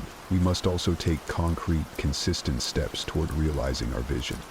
This means setting manageable goals, reflecting on our daily habits, and continuously adjusting our strategies to stay aligned with our long-term aspirations. Each small action should be seen as a building block toward a larger purpose, imbued with meaning and direction. Developing a long-term vision, in a Stoic sense, means embracing the journey as much as the destination. The true value of this vision lies not just in achieving specific goals, but in the growth and insights we gain along the way. Stoicism teaches us to value each moment and challenge as part of our overall development, reminding us that the path to fulfilling our vision is just as important as the end result. This introspective practice isn't just about self-improvement in a conventional sense. It's about cultivating a deep understanding of our thoughts, behaviors, and the motives behind them, aiming to align our actions with the virtues of wisdom, courage, justice, and temperance. Stoicism teaches us to turn inward and examine our responses to the world. This self-examination is a critical tool for personal growth, as it allows us to identify areas where our perceptions or actions may not align with our ethical standards or desired outcomes. It involves asking ourselves challenging questions. Why did I react that way? What can this emotion teach me? How can I respond better in the future? This level of inquiry helps us not only understand ourselves better, but also facilitates greater control over our reactions and emotions. Furthermore, the Stoic practice of self-reflection includes a technique known as the evening review, where the day's events are replayed in the mind, not to dwell on them, but to evaluate and learn from them.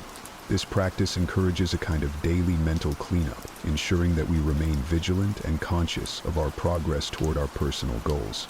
It helps cement the day's lessons and prepares us to face tomorrow with a clearer, more focused mind. In terms of personal growth, Stoicism promotes the idea that we should strive to be better than we were yesterday, rather than better than someone else. This philosophy teaches that comparison with others is a distraction and often a source of dissatisfaction.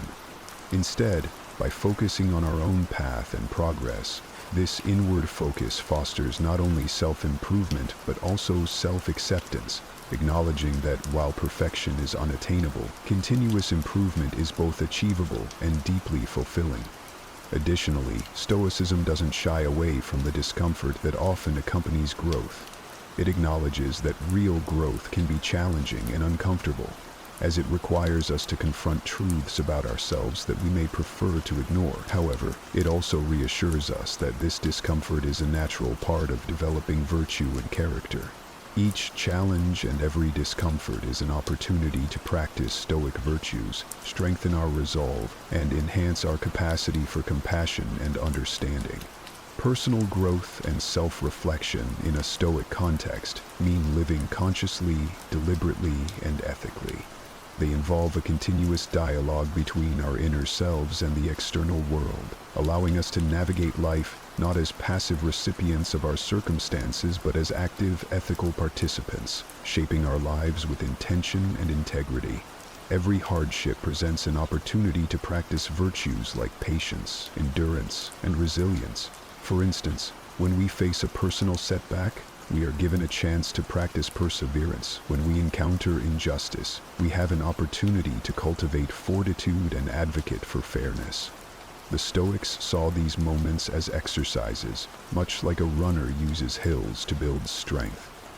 It's not about seeking out adversity, But when it inevitably appears, it's about responding in a way that aligns with our principles and enhances our character. Furthermore, Stoicism doesn't advocate for a passive acceptance of all adversity. Instead, it promotes an active engagement with life's challenges. This involves asking ourselves how we can use an adverse situation to our advantage or to the benefit of others. Can a tough situation teach us something valuable about ourselves? Can we find a way to turn a personal struggle into a source of inspiration for others? By actively seeking the value in adversity, we transform our struggles into lessons and our trials into triumphs. Self-reflection plays a critical role in this process. Stoics regularly engage in practices such as meditation and journaling to reflect on their experiences, including their encounters with adversity.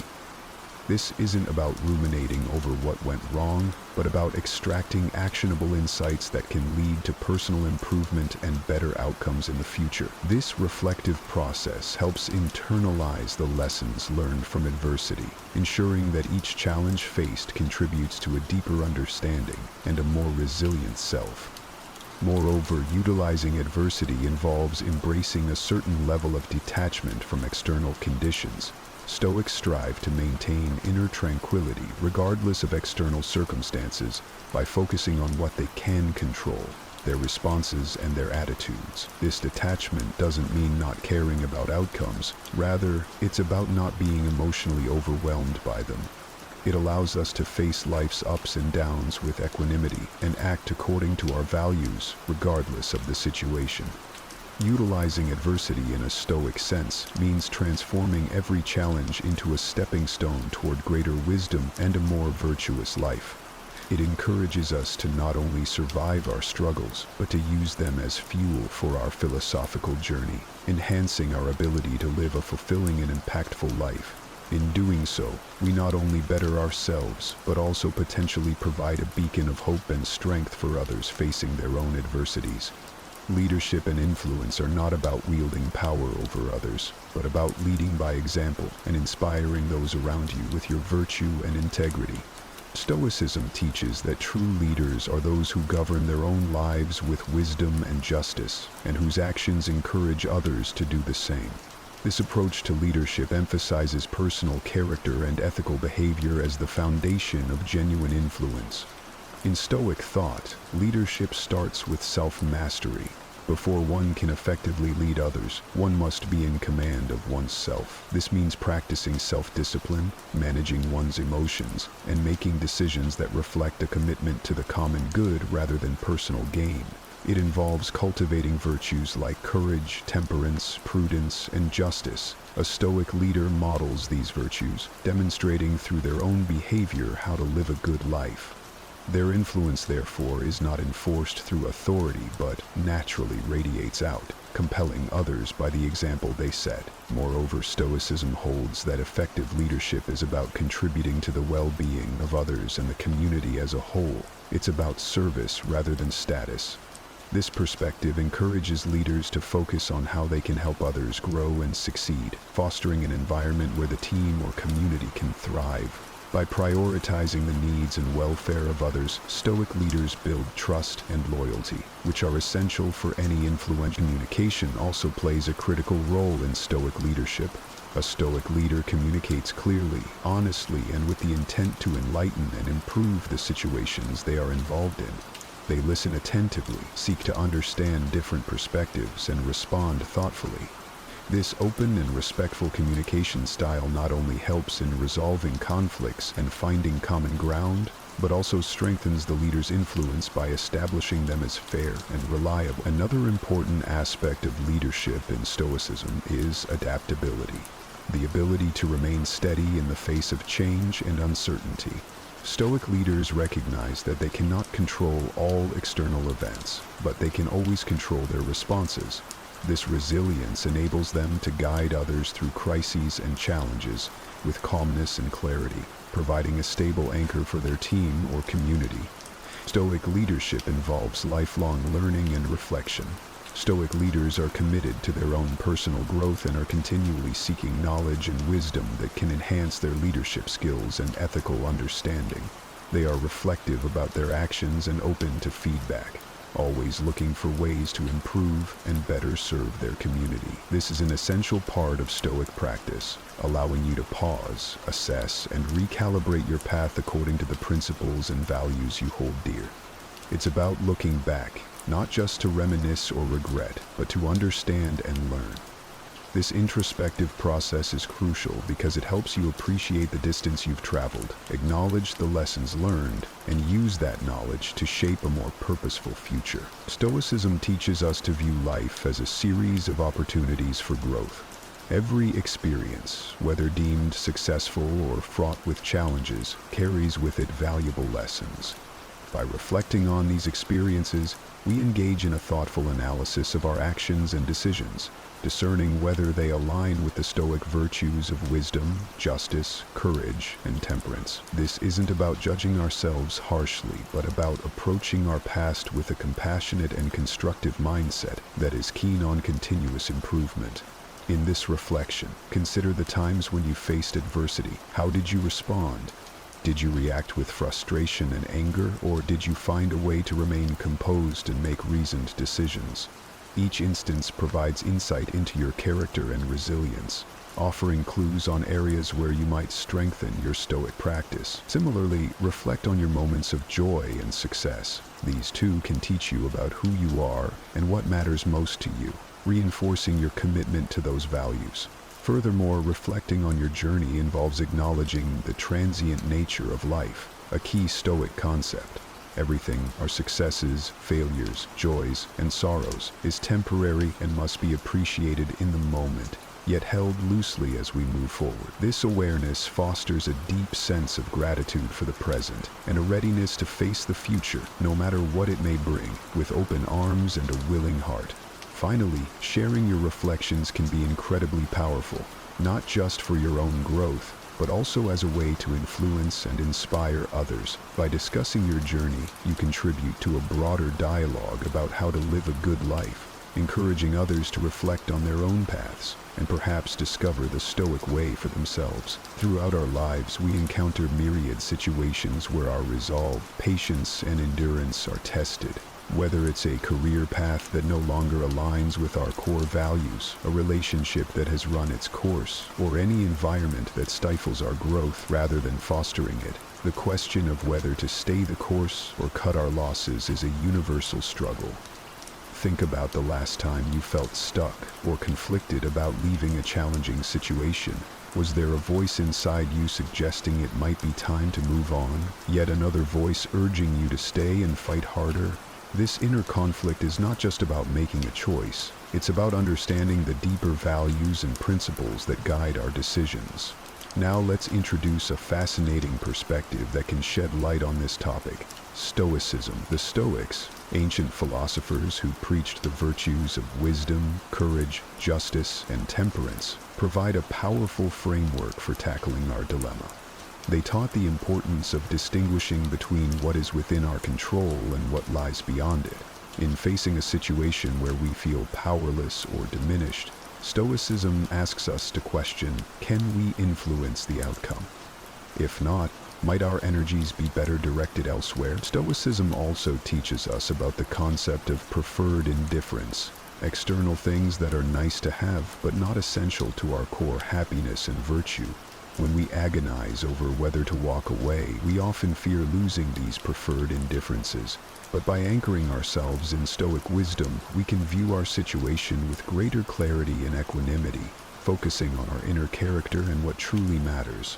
In today's conversation, we will delve deep into these themes, exploring how Stoic principles can help us navigate the challenging decision of when to walk away.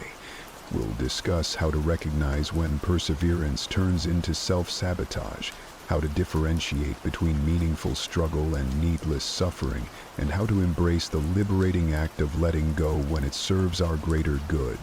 Join me on this journey of self-discovery and empowerment, where we learn to listen to our inner wisdom, align with our deepest values, and make the courageous choices that shape our destiny. If this journey of introspection and courage speaks to you, I invite you to subscribe to our channel and stay with us throughout the entire video. Every moment is crafted to inspire and empower you, and I promise you won't want to miss a single part of this transformative exploration.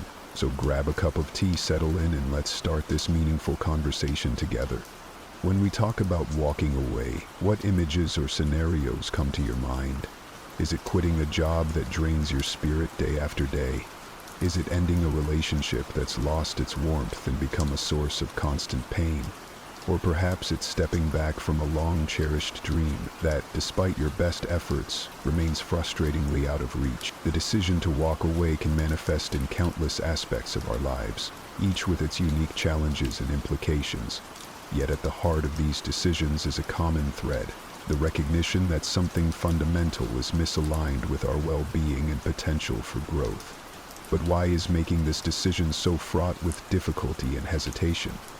After all, if something consistently causes us distress or hinders our progress, wouldn't the logical choice be to leave it behind? Here's where the wisdom of Stoicism offers illuminating insights. The Stoics remind us that human beings are creatures of habit and attachment. We cling to the familiar, even when it's harmful, because it provides a sense of security and predictability. We're wired to resist change, fearing the uncertainty and loss that it might bring. Moreover, Stoicism teaches us about the value of endurance and resilience. These virtues are indeed commendable and often necessary for achieving great things. However, they can also tether us to situations that no longer serve us if we fail to apply them wisely. The Stoic principle of the dichotomy of control urges us to discern between what we can change and what we must accept. Sometimes, the bravest and most prudent action is to recognize when our efforts cannot alter the nature of an unhealthy job, a toxic relationship, or an unattainable goal. It's in these moments that walking away isn't an admission of defeat, but a testament to our understanding and courage. Yet defining the issue of when to walk away is not about prescribing a one-size-fits-all answer.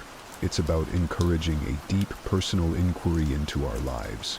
It's about asking ourselves, are we holding on to something because it truly enriches us?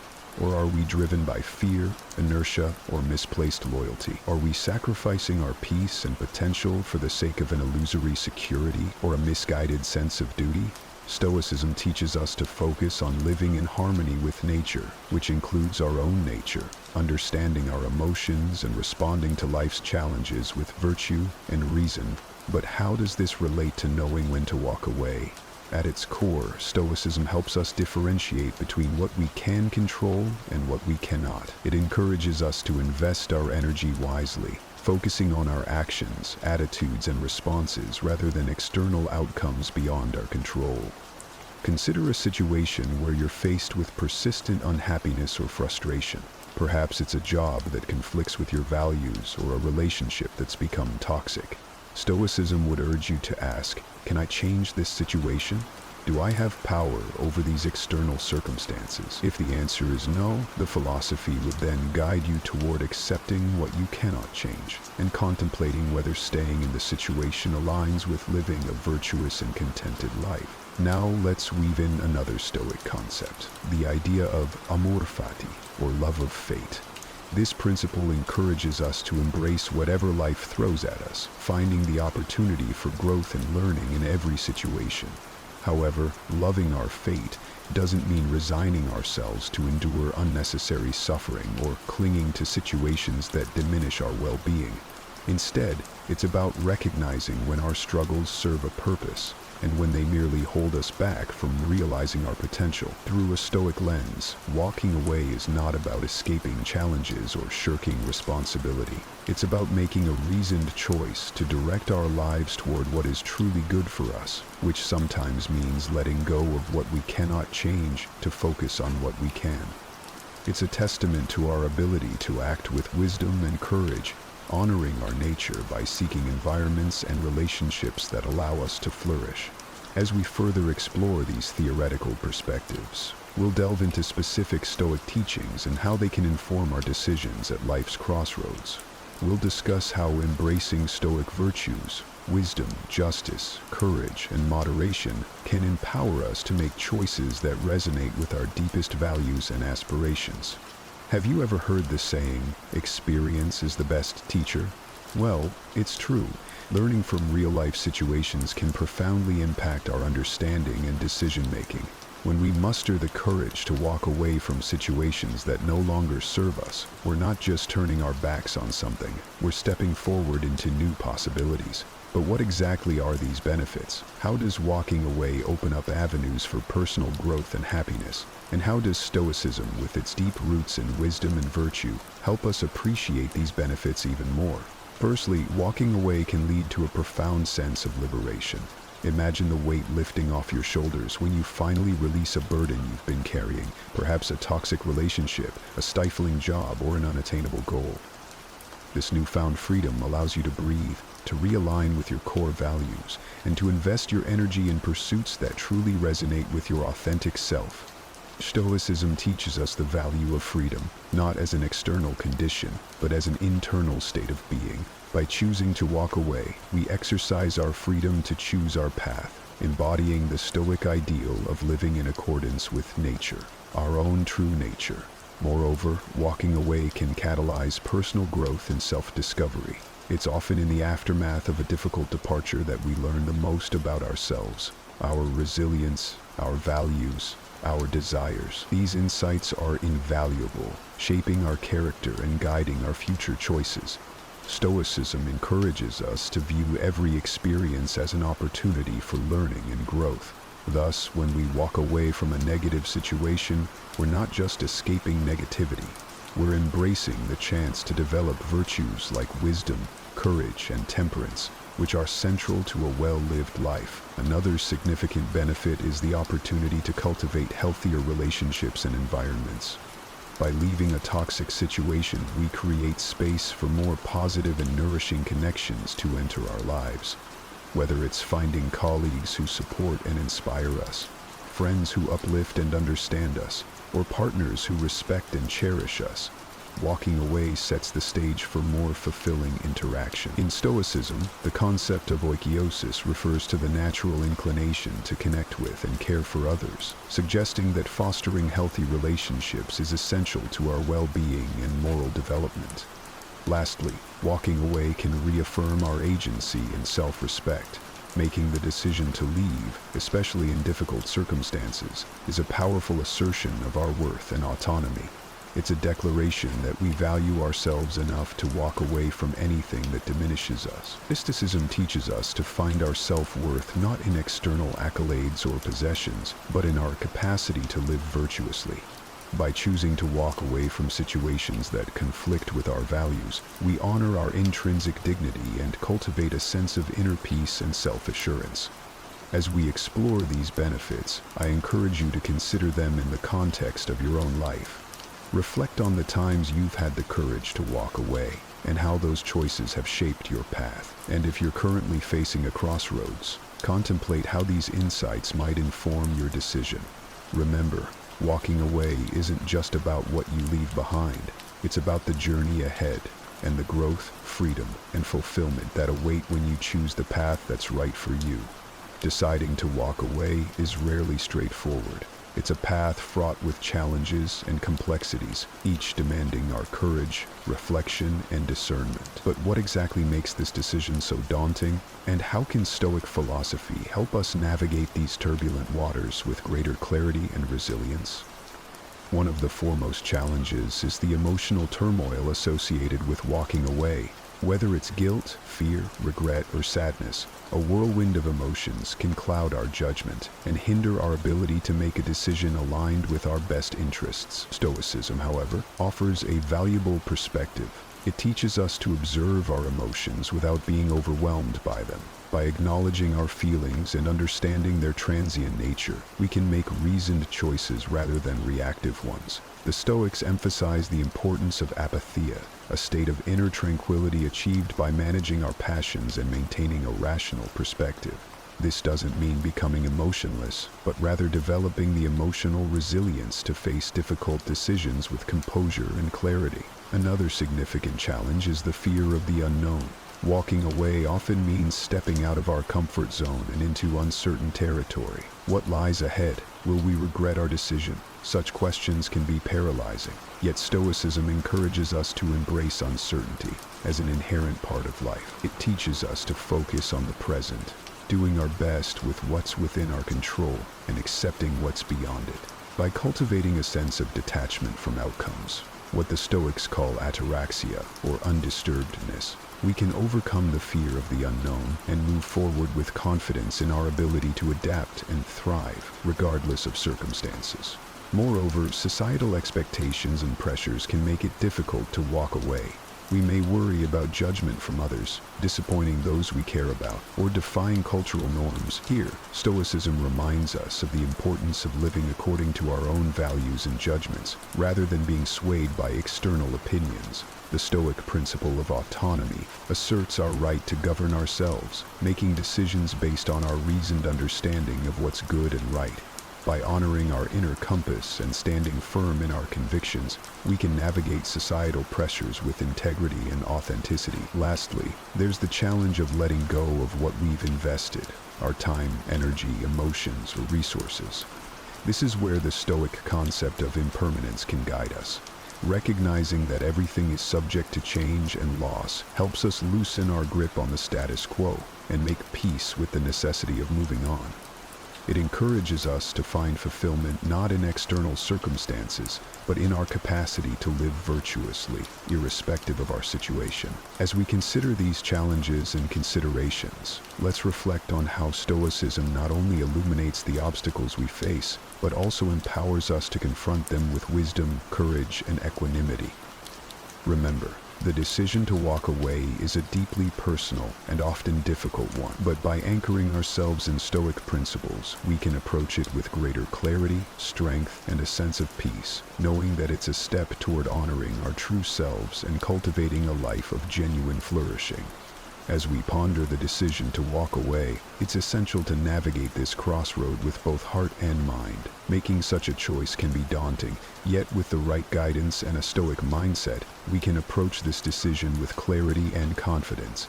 How do we then discern the right course of action, and how can Stoic wisdom illuminate this path? Let's delve into some guidance and advice that can help steer us in the right direction. Firstly, introspection is key. Take a moment to truly connect with yourself, to listen to your inner voice and identify what you truly value and desire in life. Ask yourself, does this situation align with my core values? Is it conducive to my growth and well-being? Reflecting on these questions allows us to make decisions that resonate with our authentic selves. Stoicism teaches us the virtue of self-awareness, encouraging us to know ourselves deeply and live in accordance with our nature. By aligning our choices with our values, we live with integrity and purpose, ensuring our actions are coherent with our true essence. Next, consider the concept of impermanence and the ever-changing nature of life, as highlighted by Stoicism.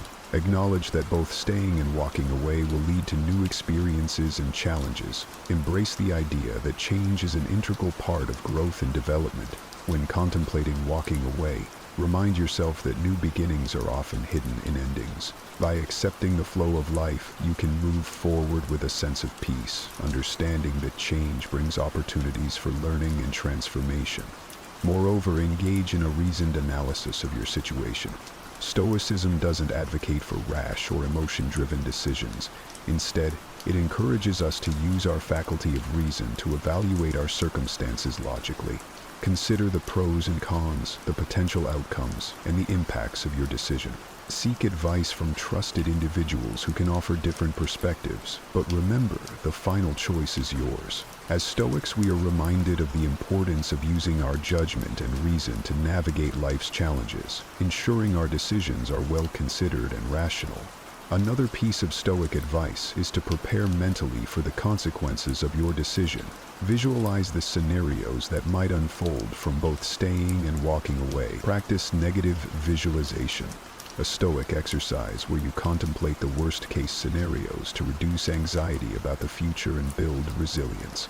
By mentally preparing for various outcomes, you can fortify yourself against fear and uncertainty, embracing whatever the future holds with strength and equanimity. Lastly, Commit to your decision with courage and conviction. Once you've deliberated and chosen a course of action, move forward with determination. Stoicism teaches us the value of courage, not just in facing adversity, but also in making tough decisions that align with our well-being and principles. Remember, it's normal to feel apprehensive about stepping into the unknown, but embracing this uncertainty with courage can lead to profound personal growth and fulfillment. As we draw this discussion to a close, it's important to pause and reflect on the journey we've embarked upon together. The decision to walk away, laden with complexity and emotion, is a profound testament to our human experience. It's a decision that calls for wisdom, courage, and deep self-awareness. And while the path may be fraught with uncertainty and challenges, it's also strewn with opportunities for growth, liberation, and self-discovery. In the light of Stoicism, we are reminded that our power lies in our ability to choose our responses to the external world, to align our actions with our core values, and to pursue a life marked by virtue and meaning. Stoicism doesn't just offer philosophical musings. It provides practical tools and a robust framework to live a fulfilled and resilient life. It teaches us that while we cannot control external events, we have the utmost control over our judgments, intentions. As you stand at the crossroads, considering whether to stay or to walk away, remember the Stoic virtues: wisdom, to discern the best path; courage, to follow through on your decision; justice, to consider the impact on yourself and others; temperance, to maintain balance and self-control amidst change. Embrace the Stoic practice of reflection, envisioning the kind of life you wish to lead and the person you aspire to be. Let these insights illuminate your path, whether it leads you to stay and persevere or to step into the unknown with faith in your heart and clarity in your mind. Remember, walking away is not an end, but a beginning, a chance to realign with your authentic self, to cultivate new relationships and experiences, and to grow in ways you never thought possible. As Marcus Aurelius, a Stoic emperor and philosopher, once said, "The best revenge is to be unlike him who performed the injury." If you have been wronged, or if a situation no longer serves your highest good, choose to respond not with bitterness or regret, but with strength, dignity, and a forward-looking gaze. In conclusion, whether you choose to walk away or to stay, do so with deliberation and purpose. Let your decision reflect your deepest values and aspiration, and as you move forward, carry with you the lessons of Stoicism. That peace comes from within, that we are the architects of our reality, and that every choice we make is an opportunity to cultivate virtue, resilience, and joy. Every single day, we're faced with moments that test our patience and rattle our calm. Whether it's a traffic jam when you're already late, a coworker's irritating habits, or your phone battery dying in the middle of an important call, life seems full of these little battles. It's not just about these minor irritations, though. It's about how we respond to them that shapes our days and, ultimately, our lives. It's important to remember that everyone feels angry sometimes. It's part of being human. But here's where Stoicism steps in with its profound wisdom. Stoicism teaches us that while we can't always control what happens to us, we can control how we respond. This is pivotal in transforming our relationship with anger. Think about it. When something goes wrong or someone frustrates us, our first instinct might be to react with anger. But what if, instead, we paused and considered this reaction? Stoicism encourages us to see these moments as opportunities to practice virtues like patience, understanding, and resilience. By acknowledging anger as a natural emotion, we set the stage for learning how to handle it more effectively.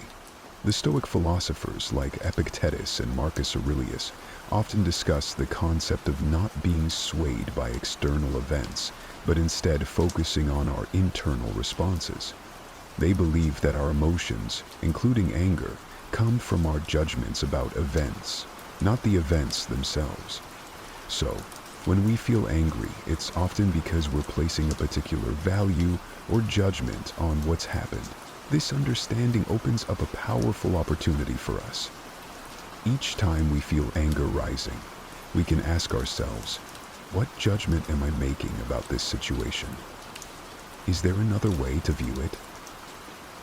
This is not about suppressing or denying your anger. It's about understanding it.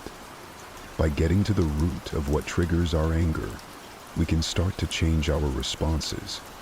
For instance, if you get cut off in traffic and feel the anger bubbling up, recognize this as a chance to examine why you react this way. Is it really the action of the other driver, or is it your belief that your route should be obstacle-free? Moreover, acknowledging anger helps us empathize with others who might also struggle with their emotions. This empathy can deepen our connections and improve our interactions.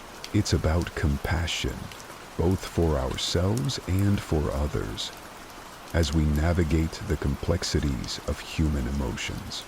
This idea is at the heart of Stoic philosophy and is incredibly liberating once you truly grasp it. Think about it. So much of our frustration and anger stems from situations or people we simply can't change, no matter how much we might want to.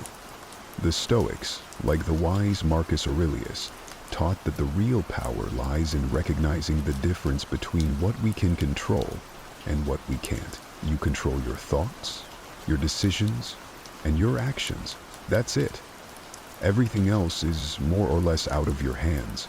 Other people's actions, the weather, the past, and much of the future. But here's where it gets interesting. By focusing on our own reactions and attitudes, we reclaim a tremendous amount of power. Instead of wasting energy on the uncontrollable, we invest it in what we can actually influence. Let's make it practical. Say you're working on a group project and someone isn't pulling their weight. It's easy to get frustrated, right? You might even feel your temper rising, but ask yourself, what part of this situation can I actually control? You can't make your teammate work harder, but you can control how you respond to the challenge. Maybe it's a conversation about expectations, or perhaps it's reallocating work within the group. By shifting your focus like this, you not only reduce your own stress, but also open up more constructive ways to address the problem. Another aspect of this Stoic principle is accepting that some things are just beyond our control.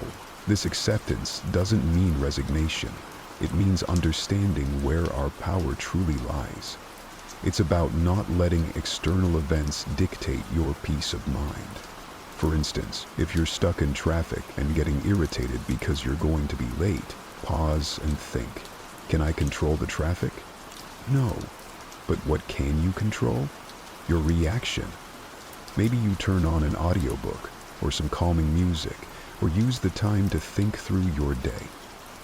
The beauty of focusing on what you can control is that it gradually builds a stronger, more resilient mindset. Over time, you'll find yourself less shaken by life's ups and downs because you know where your responsibilities lie and where they don't. This isn't about suppressing your feelings, but about channeling your energies more productively. It's about being fully present in the moment, aware of where we are and what we're doing, without being overly reactive or overwhelmed by what's going on around us. This aligns beautifully with Stoic teachings, which emphasize awareness of our thoughts and actions and maintaining control over our reactions to external circumstances. So why practice mindfulness? Because it helps us to pause between our experiences and our reactions to them. By becoming more mindful, we can choose responses that align with our values and goals instead of getting swept away by emotions. For example, when someone says something that upsets you, instead of immediately reacting or snapping back, mindfulness allows you to take a step back. You notice your emotional surge, but choose to observe it passively, without acting on it immediately. This space that mindfulness creates is not just calming, it's empowering. It gives you the chance to choose a response that you won't regret later. Let's talk about how to incorporate mindfulness into daily life, because it sounds great in theory, but it's in the practice that the real magic happens. One simple technique is to focus on your breathing. When you find yourself feeling anxious or angry, take a moment to concentrate on deep, slow breaths. This focus pulls your mind away from the triggers of stress or anger and brings you back to what you can control: your breath. Another practical method is what I like to call mindful observation. Choose an ordinary task or moment, like drinking a cup of coffee. Focus all your senses on this experience. Notice the aroma, the heat of the cup in your hands, the taste. This practice of engaging fully with the present moment can transform an ordinary experience into a richer, more textured moment. What's fascinating about this is that it trains your brain to apply the same level of awareness to more challenging situations. When anger or frustration arises, you'll be better equipped to handle it with the same focus and calm. Stoicism also teaches us about the impermanence of our experiences. Nothing lasts forever, not even our emotions. Mindfulness complements this by helping us to experience our feelings without judgment. Acknowledge that you're angry, recognize it, but also remind yourself that this anger is just a passing state. It's not who you are, and it doesn't control you, unless you let it.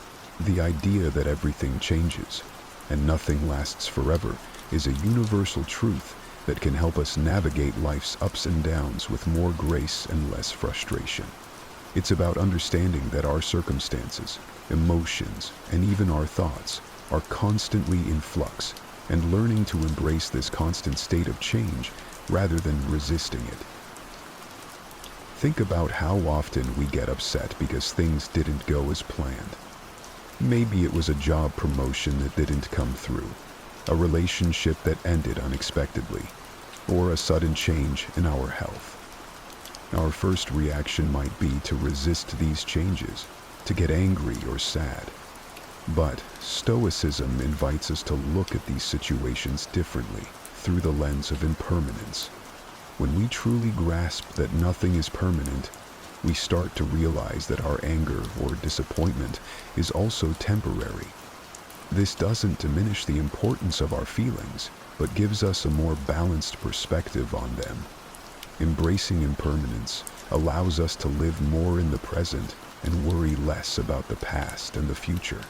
If you know that everything is temporary, you begin to appreciate your experiences and the people around you more deeply. You don't take things for granted because you're aware that circumstances can change at any moment. This awareness can be incredibly freeing. It reduces the sting of negative events and enhances the joy of positive ones. Now, how do we practice accepting impermanence in daily life? Start by reflecting on the transient nature of your surroundings and experiences. For example, watch how the seasons change. Observe how your feelings shift throughout the day, or how your relationships evolve over time. These observations can be reminders that change is the only constant. Another way to integrate this into your life is by adjusting how you respond to disruptions or unexpected changes. Instead of reacting with frustration when something doesn't go your way, take a moment to acknowledge that this change is part of a bigger flow of life. It's an opportunity to adapt and grow. Think about a time when something didn't work out as you had hoped, and then something better came along. Often, it's only in hindsight that we see how these changes were beneficial. Stoicism doesn't just ask us to accept impermanence, it encourages us to find strength in it. Each change and ending is a chance to practice resilience and flexibility. By fostering this mindset, we not only cope with life's challenges more effectively, but also learn to move through them with a sense of peace and anticipation for what's next. The Stoics believe that becoming aware of the root causes of our emotions could lead to greater self-mastery.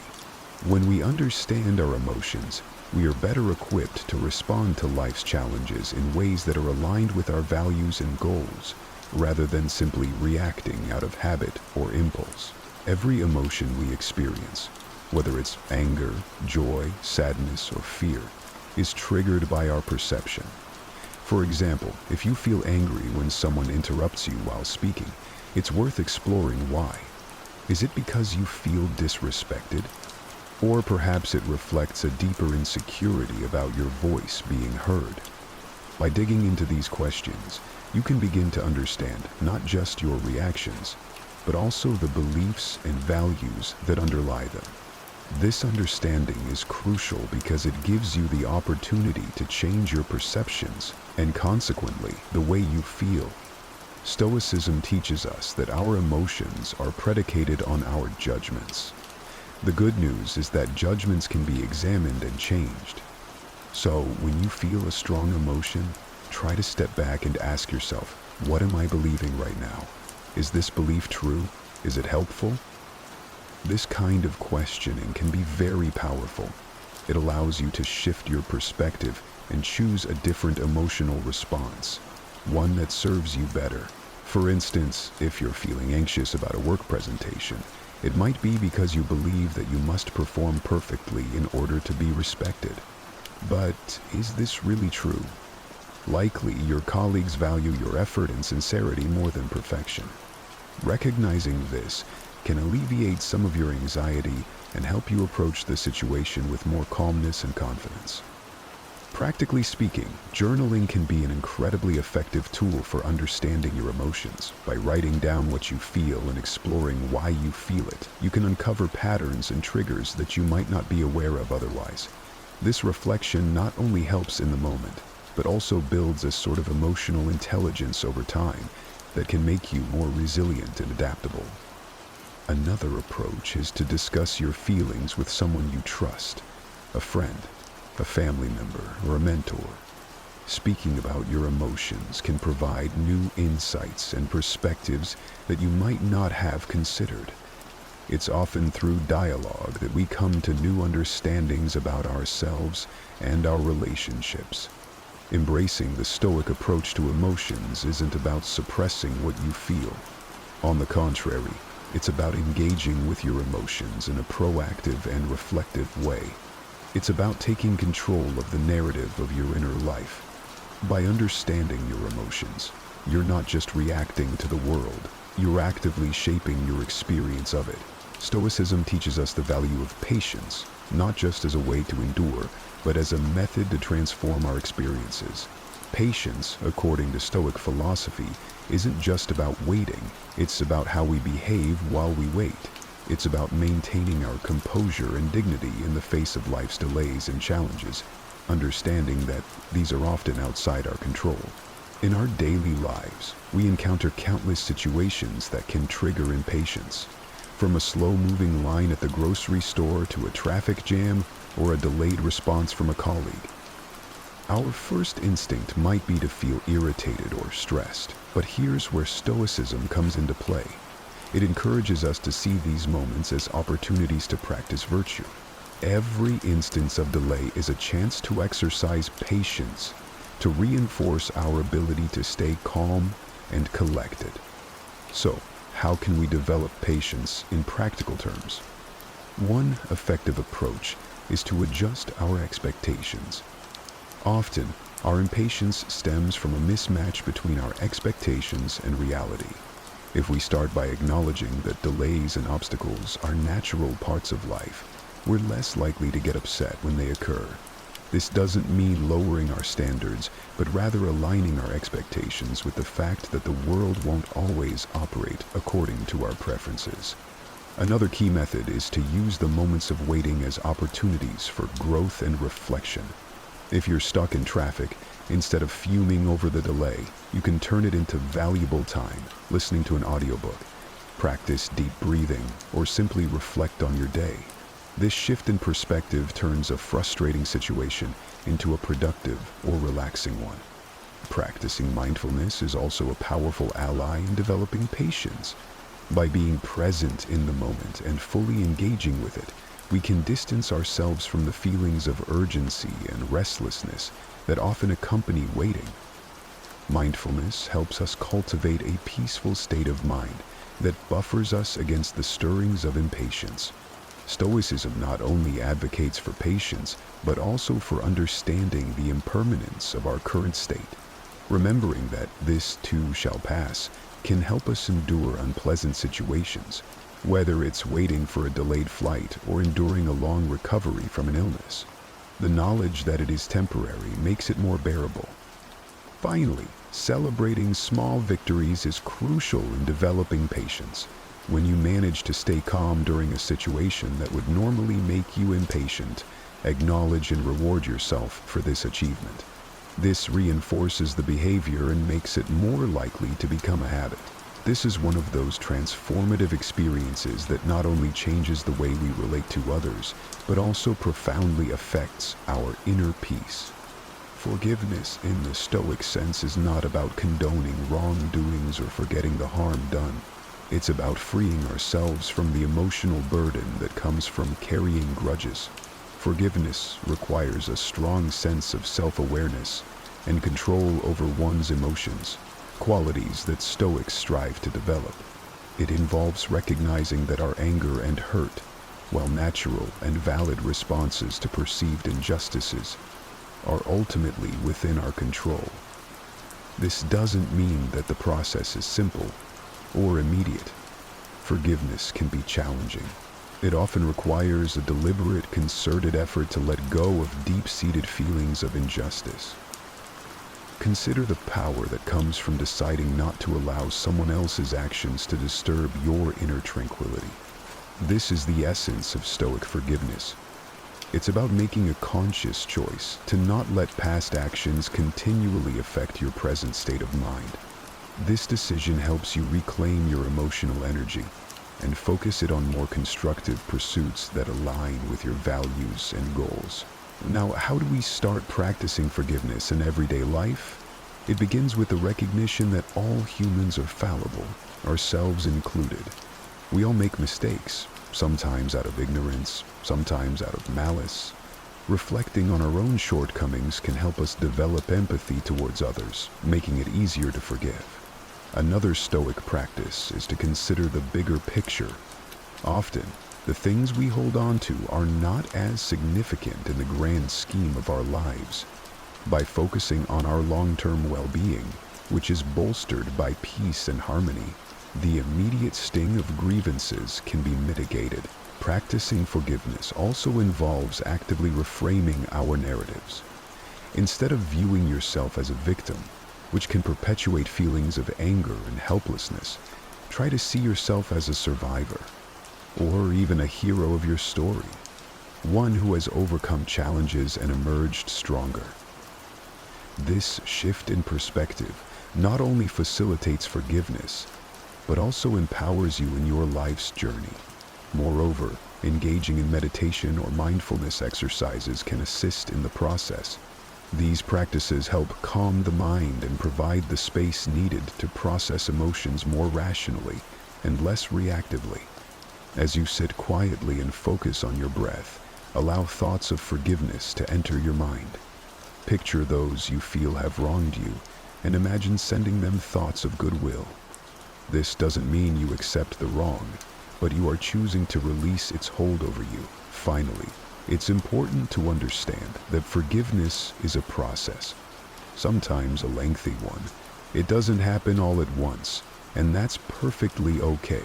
Each step towards forgiveness, no matter how small, is a step towards a freer, more emotionally balanced life. At its essence, self-restorative allows us to pause before reacting, giving us the time to consider whether our impulses align with our long-term goals. For instance, if you're trying to lead a healthier lifestyle, self-restorative is what helps you choose not to eat that late-night junk food. In emotional situations, self-restorative helps you hold back a harsh word or an angry reply, preserving relationships and maintaining peace of mind. How can we strengthen this essential skill? One effective Stoic practice is to regularly reflect on our actions and their consequences. This could be as simple as taking a few minutes each evening to think about the choices you made throughout the day. Were there moments when you lacked self-control? What triggered it? Understanding these patterns is the first step towards managing them. Another powerful technique is to set clear personal rules for behavior based on your values. Stoicism teaches us that living according to rational principles is key to a good life. By setting and following your own rules, for example, not checking your phone during meals or limiting time spent on social media, you exercise self-control in ways that directly improve your daily life and well-being. Visualization is another tool that can be incredibly helpful. Before entering a situation where you know you might be tempted to act impulsively, take a moment to visualize yourself handling the situation with calm and restraint. Imagine the satisfaction you'll feel from acting in accordance with your principles.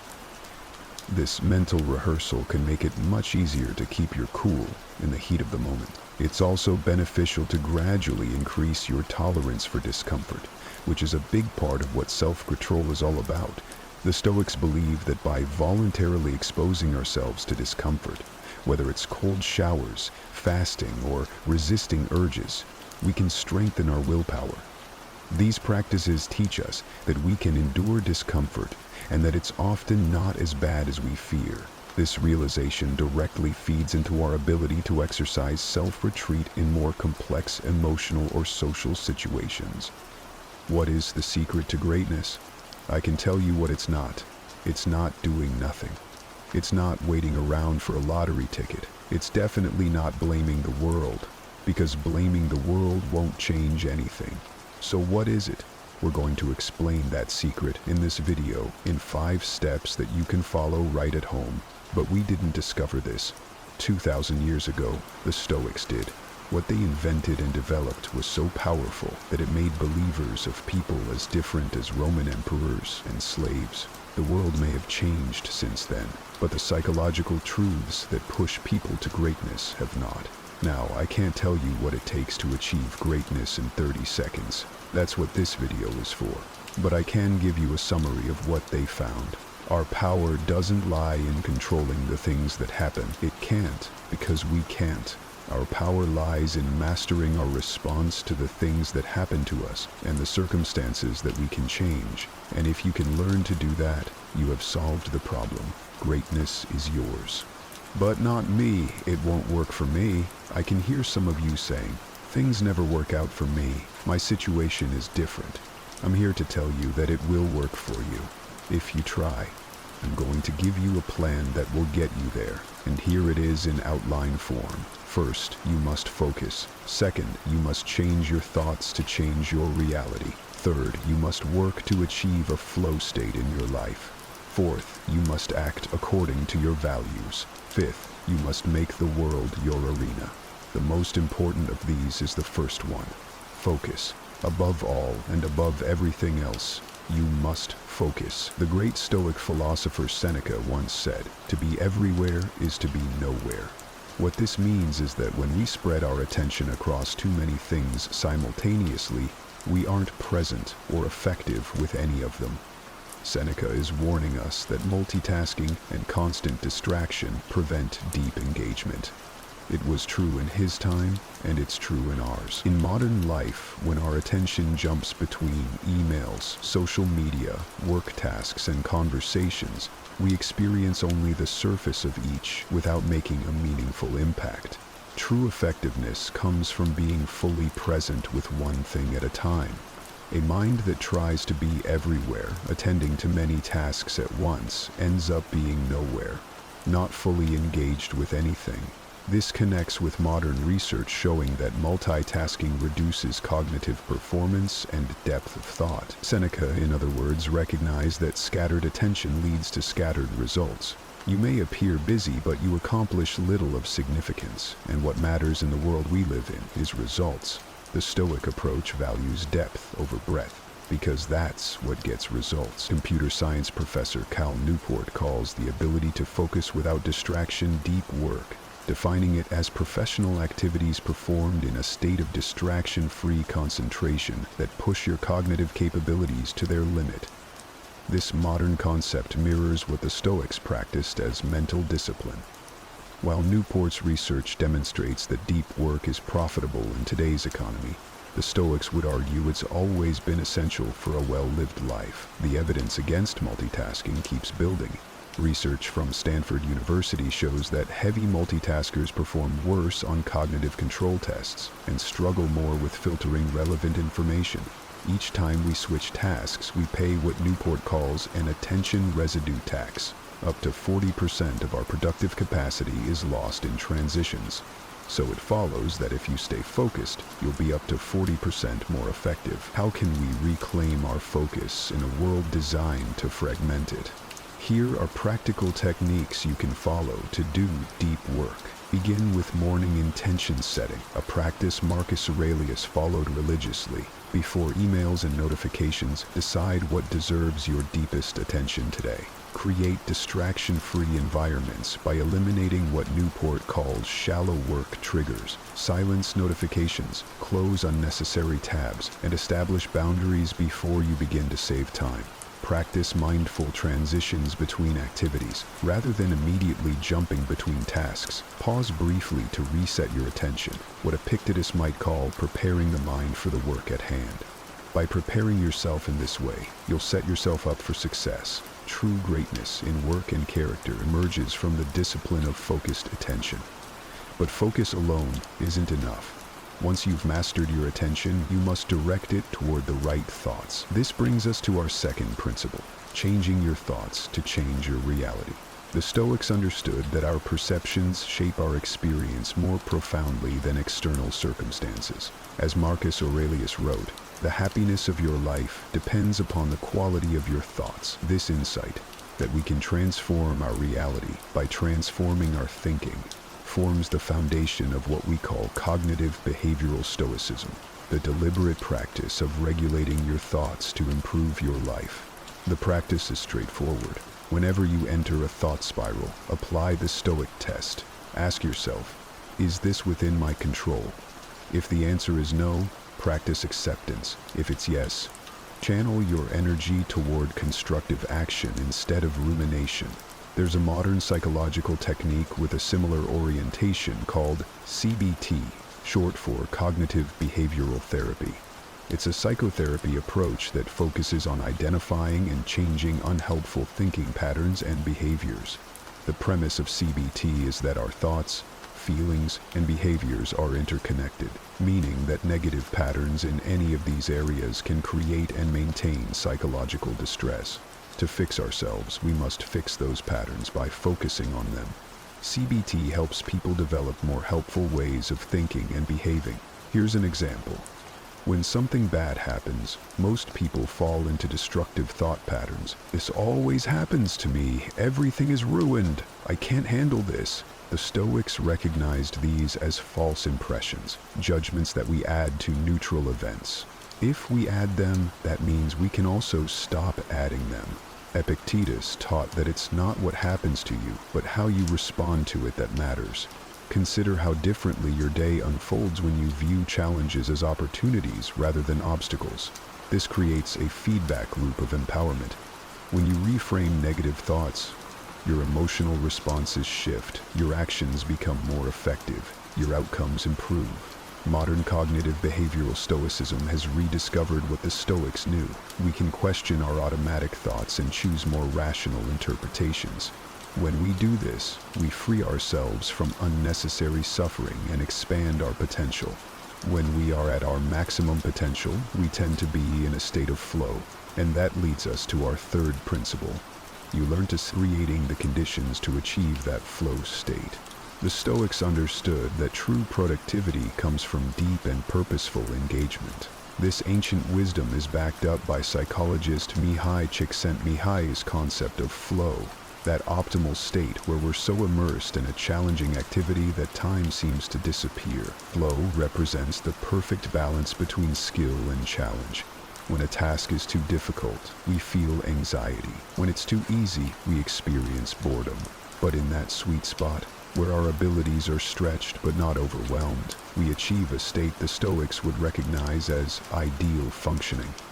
Seneca's advice to be present where you are anticipates Csikszentmihalyi's research by millennia. Both recognize that divided attention prevents the deep engagement necessary for excellence.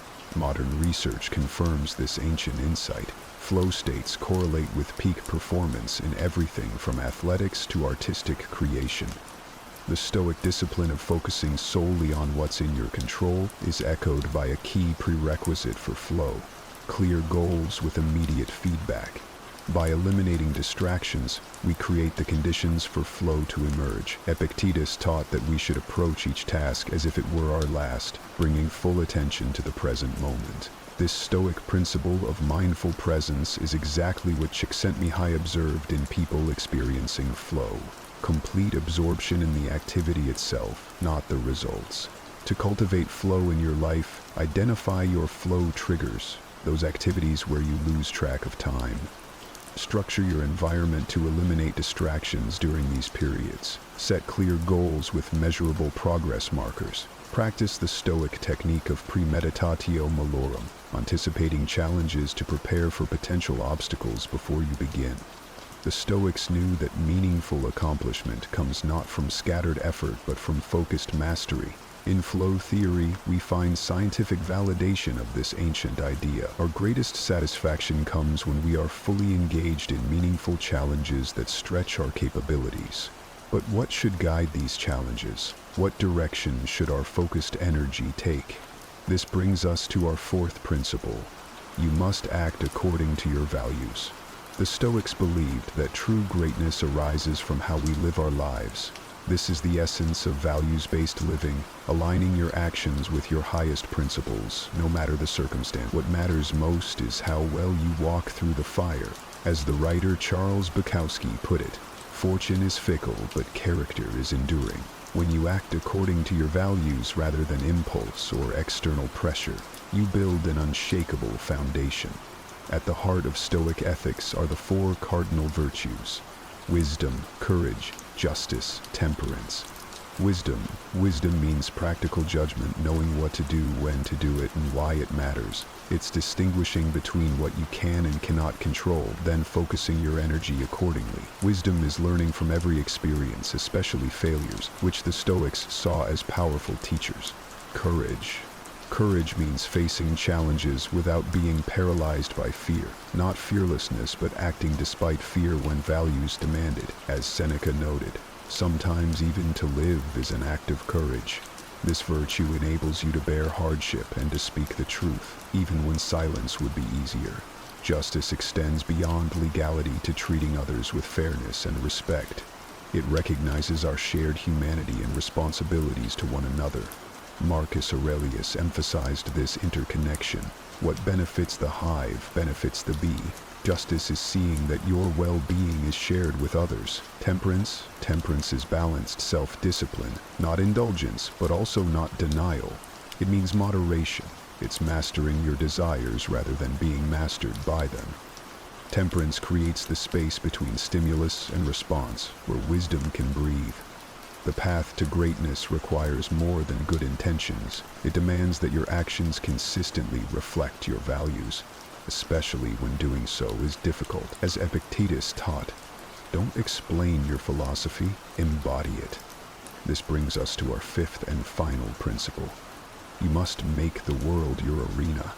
Making the world your arena means transforming everyday environments into spaces of practice and growth where you can succeed. And to do that, before you can do anything else, you must first get out there. You must go into the world and try. That's the idea behind the do things badly principle. It cures perfectionism paralysis. Begin by giving yourself permission to perform poorly. Write the terrible first draft. Have the awkward conversation. Attempt the imperfect workout. Excellence emerges not from planning but from iteration. As writer Anne Lamott advocates, almost all good writing begins with terrible first efforts. It's a universal principle. You begin badly, then get better. If it helps, you can use a strategy we call if-then statements. Rather than saying, I'll exercise more, commit to, when I wake up on Monday, Wednesday, and Friday, I'll put on my running shoes and jog for 20 minutes. Research by psychologist Peter Gallwitzer shows that this approach dramatically increases follow-through by linking specific situations to the behaviors you want to see. If you need more help, consider using the 5-minute rule. Commit to just 5 minutes of the challenging activity. A minimal commitment bypasses psychological resistance and helps get you started. Once begun, continuation becomes easier thanks to your momentum. 5 minutes often becomes a full session of your intended activity. When you put all these strategies together, you end up establishing practical approaches as habits. Go outside your designated spaces to make the entire world the place where you practice. That's how you get started on the path to greatness. At the top of this video, we began by asking, what is the secret to greatness? Now you know. It's not some mysterious formula reserved for the lucky few. It's a practical, proven path that anyone can follow. Let these 5 Stoic principles: focus, thought management, flow, values-based action, and making the world your arena be your framework for transformation, your path to stepping into greatness. When you master your focus, you gain the ability to direct your attention where it matters most. By changing your thoughts, you reshape your reality. Through flow, you tap into your highest potential. By acting according to your values, you build unshakable character. And by making the world your arena, you turn philosophy into practice, creating meaningful change in your life and the lives of others.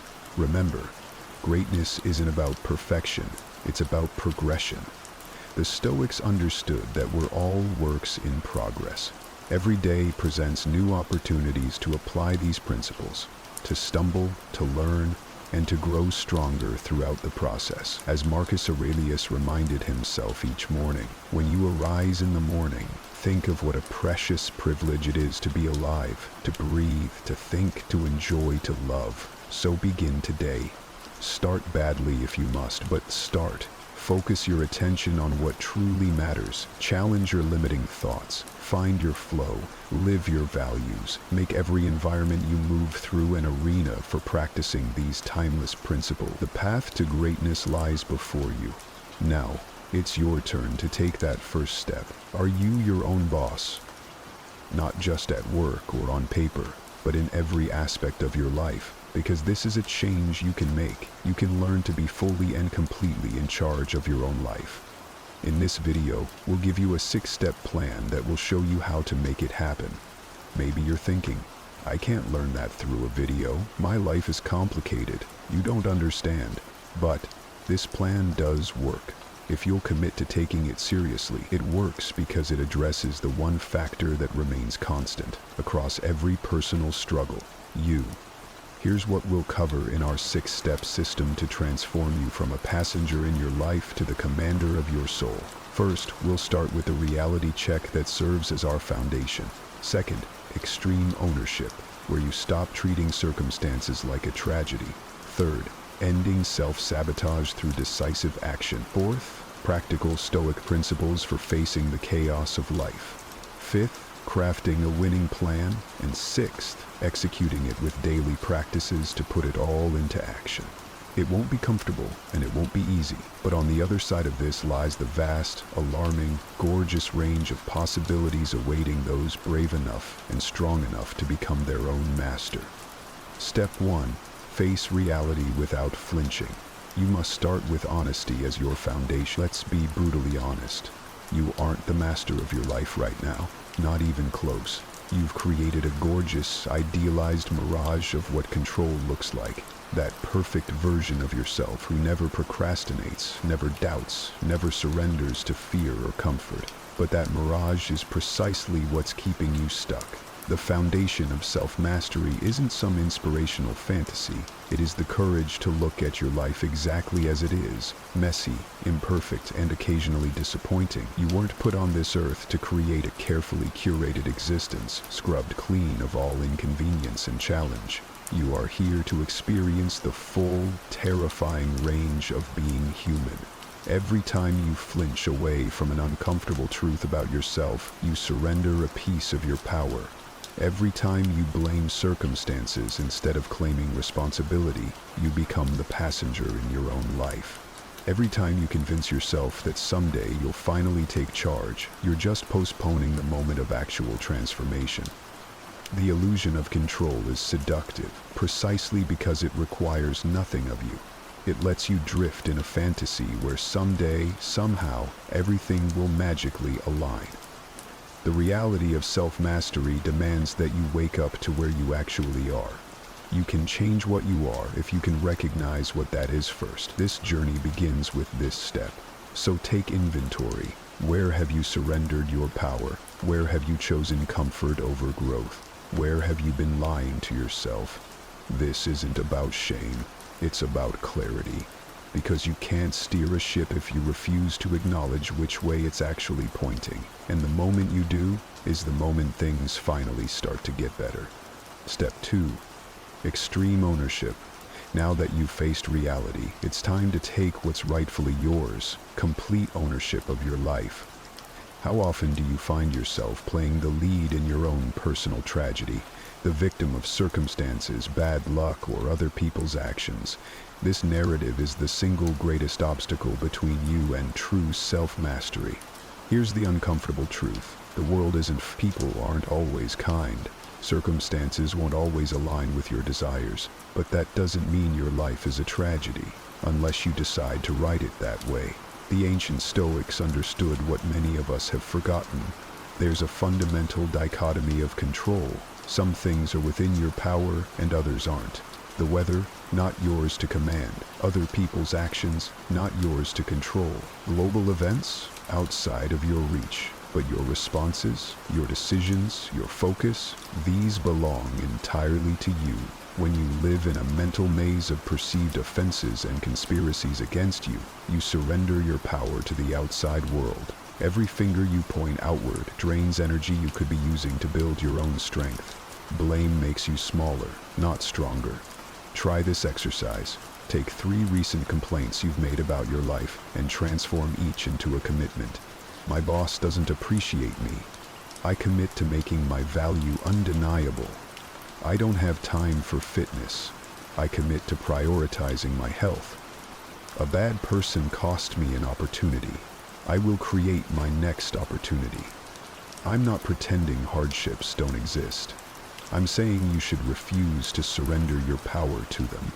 When you embrace extreme ownership, you stop waiting for the world to make things right. You do something much better. You reclaim the power that was yours all along. Now that you've claimed ownership, it's time to stop the most insidious form of self-sabotage: inaction. This brings us to our third principle, the imperative for action. You've felt it before, that feeling of anxiety when faced with important decisions or big tasks. We are taught that clarity comes before action, but this gets it backward. Taking action is what kills anxiety. Movement creates clarity when thinking can't. Let's call procrastination what it really is: self-betrayal. Every time you put off what matters, you're stealing from your future self. You're making secret promises you have no intention of keeping, accumulating a debt of broken trust with the person who matters the most in your life: you.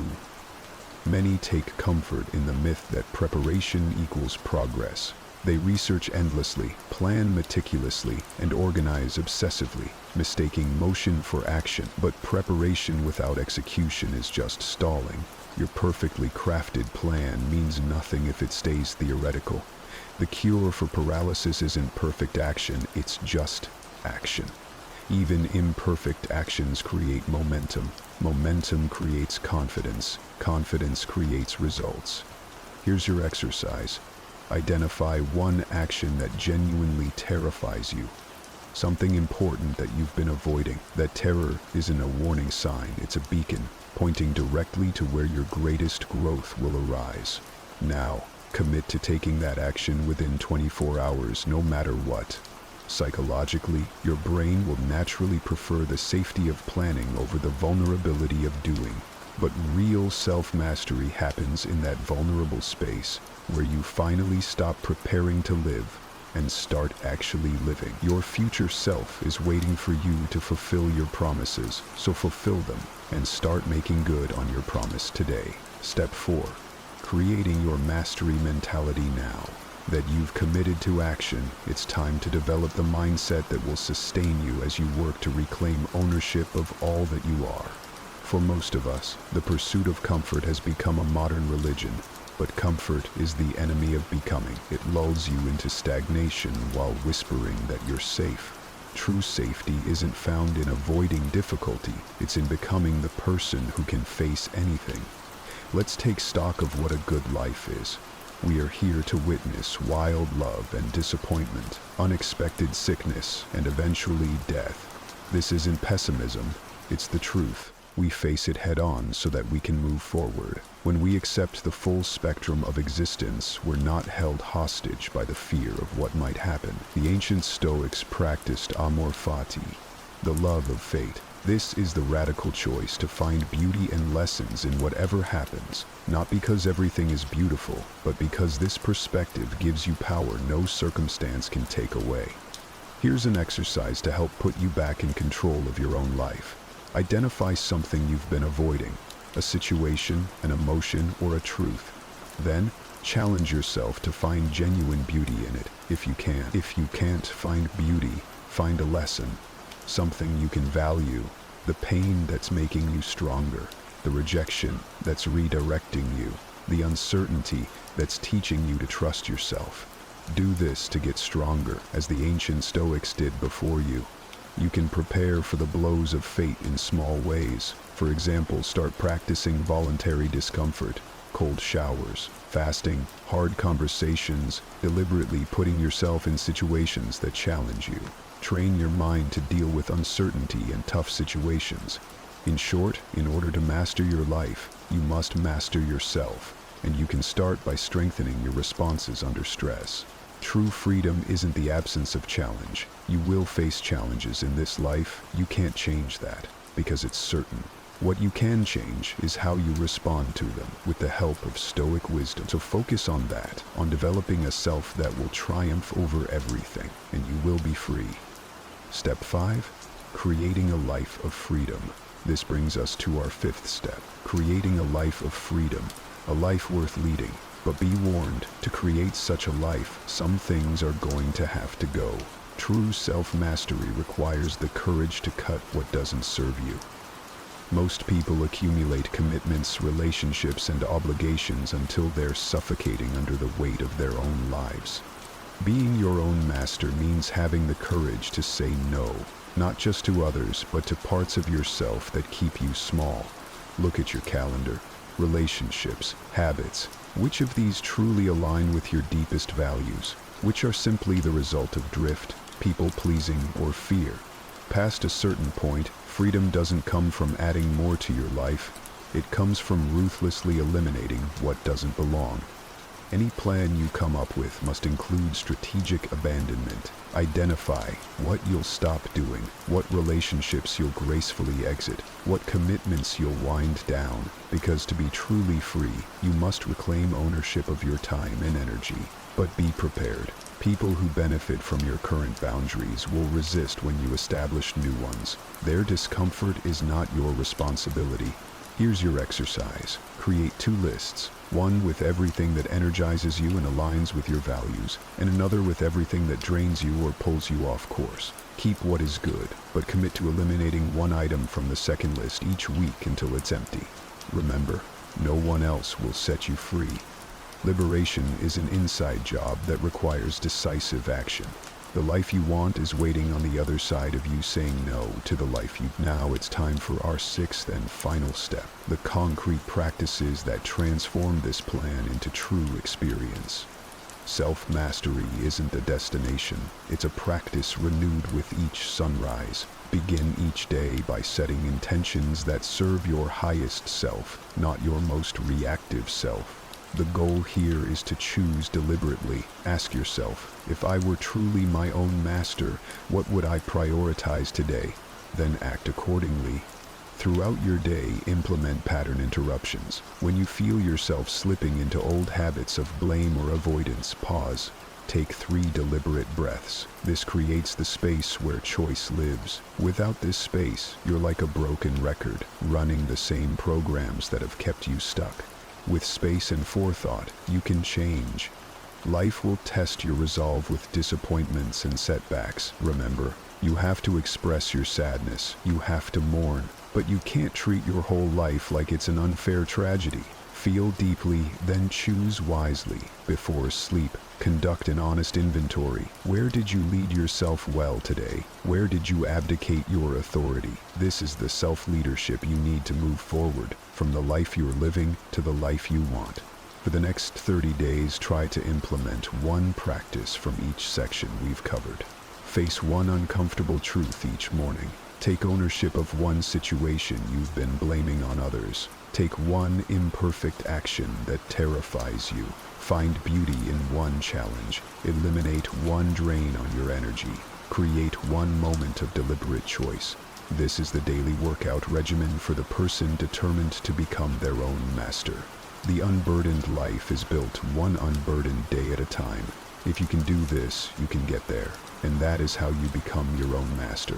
But don't think of it as some far-off dream. It's a choice you can make today. We've walked through 6 powerful steps that can transform you from just riding along in your life to taking the wheel with confidence.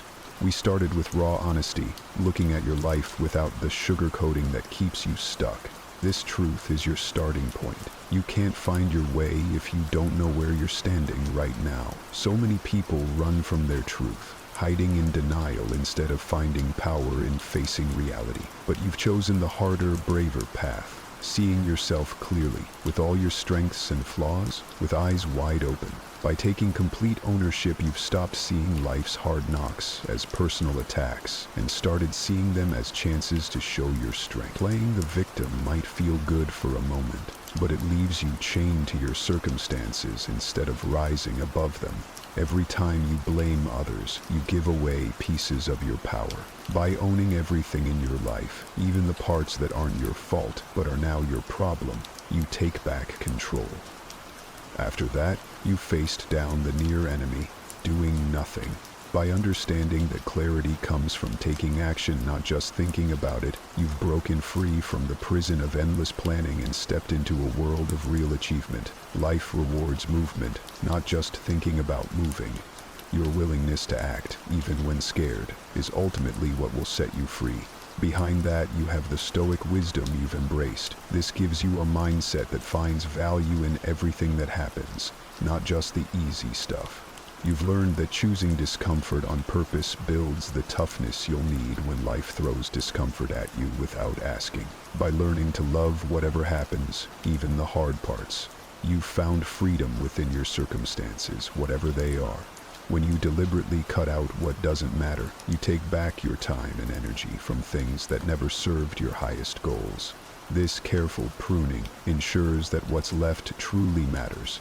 Your courage to say no shows the clarity of your yes. You understand now that adding without subtracting creates mess, not growth. Finally, you've woven these principles into daily habits that strengthen your control over your own life. These aren't one-time choices, but ongoing promises that build up over time, slowly transforming you into the master you were born to be.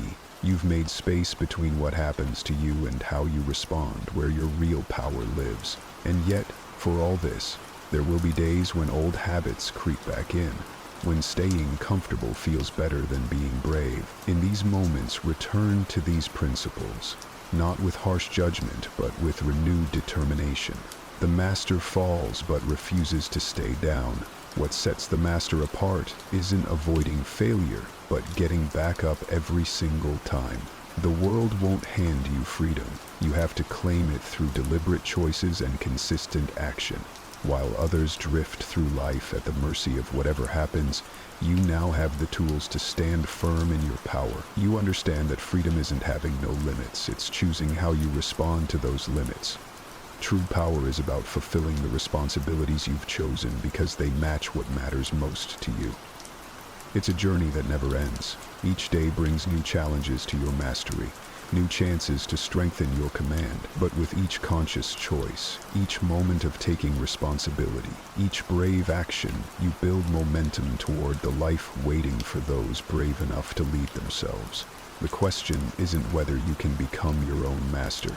You now know the way. The only question left is, will you be brave enough to walk this path every day, to fail sometimes, to get back up, and to keep moving forward until mastery isn't just something you do, but who you are? By applying this system of mastery alongside your own Stoic insights, you'll not only lead yourself effectively, you'll develop an unshakable strength that no external circumstance can breach. The path to mastering yourself is built, one choice at a time. Now, go out there and do it. Did you know that the ancient Stoics believed our lives could be dramatically transformed simply by changing our thoughts? This isn't just old philosophy. It's a proven science that top performers and successful people tap into every single day. Now, I know that might sound a bit out there, but stick with me. Today, we're going deep into how the wisdom of Stoicism, combined with modern strategies, can unlock a life of greater satisfaction and achievement. This isn't just about thinking positive. It's about creating a magnet in your mind that attracts everything you've ever wanted. So before we jump in, do me a quick favor. Hit that subscribe button. It's a simple way to show you appreciate the efforts we put into bringing you these insights, and trust me, you won't want to skip any part of this. We're about to uncover some life-changing ideas that can help you steer your life in directions you've always dreamed of, but perhaps never thought were possible. Let's get started and dive right into the heart of Stoicism and how it can be the game changer in your personal and professional life. The idea that you can control your life by managing your thoughts and emotions might sound a bit like a superpower, but in reality, it's the core of Stoic philosophy. The Stoics believed that by mastering your internal state, you can influence your external reality. It's not about suppressing what you feel. Instead, it's about steering those feelings in a way that serves you better. Let's break it down. Think of your mind as a powerful tool, almost like a control room that dictates how you interpret and respond to what happens around you. Your thoughts and emotions are indeed powerful influences. They can dictate the quality of your day and even the direction of your life. Imagine them as a current pulling you along. If the current is positive, you'll likely see positive outcomes because you're open to them, expecting them, and thus more likely to make decisions that will lead to them. On the other hand, if you're constantly focused on the negatives, it's like setting yourself up for a self-fulfilling prophecy. The grocery store scenario perfectly illustrates this. If you go in thinking it's going to be a stressful experience, it probably will be. You'll be annoyed by the crowds, frustrated by the long lines, and maybe even forget a few items on your list because you're so flustered. Now, how do you shift this? It starts with awareness. Be mindful of your initial reactions and gently guide them toward more constructive paths. This isn't about ignoring the realities of life, but choosing a perspective that enhances your well-being. Let's say you're stuck in traffic. You can simmer in frustration, or you can see it as an opportunity to listen to your favorite podcast or an audiobook, transforming a negative scenario into a more positive experience. Applying Stoic wisdom doesn't require monumental changes overnight. It's the small shifts that accumulate and gradually steer your life in a more fulfilling direction. Remember, the goal isn't to feel good all the time. That's not realistic. But by managing your thoughts and emotions with the insight and clarity that Stoicism teaches, you're equipping yourself to handle whatever life throws at you with a greater sense of peace and resilience. When you think about what you really want in life, how clear are those visions? Clarity is key in Stoicism, as it teaches us to define our desires with precision, much like an architect draws up a detailed plan before the first brick is laid. This isn't just about knowing what you want. It's about understanding why you want it and how it aligns with your deeper values, which is a cornerstone of Stoic practice. It's the specificity that gives your goals their power. So, let's say you're after a new job. A general wish like, "I want a better job," is too vague and scatters your mental energy. Instead, picture the exact kind of job you want. What industry is it in? What position? What kind of work environment do you thrive in? Is work-life balance important to you? When you're specific, it's like setting the coordinates in your life's GPS. You know exactly where you want to go, and you can start taking specific actions that lead directly to your destination.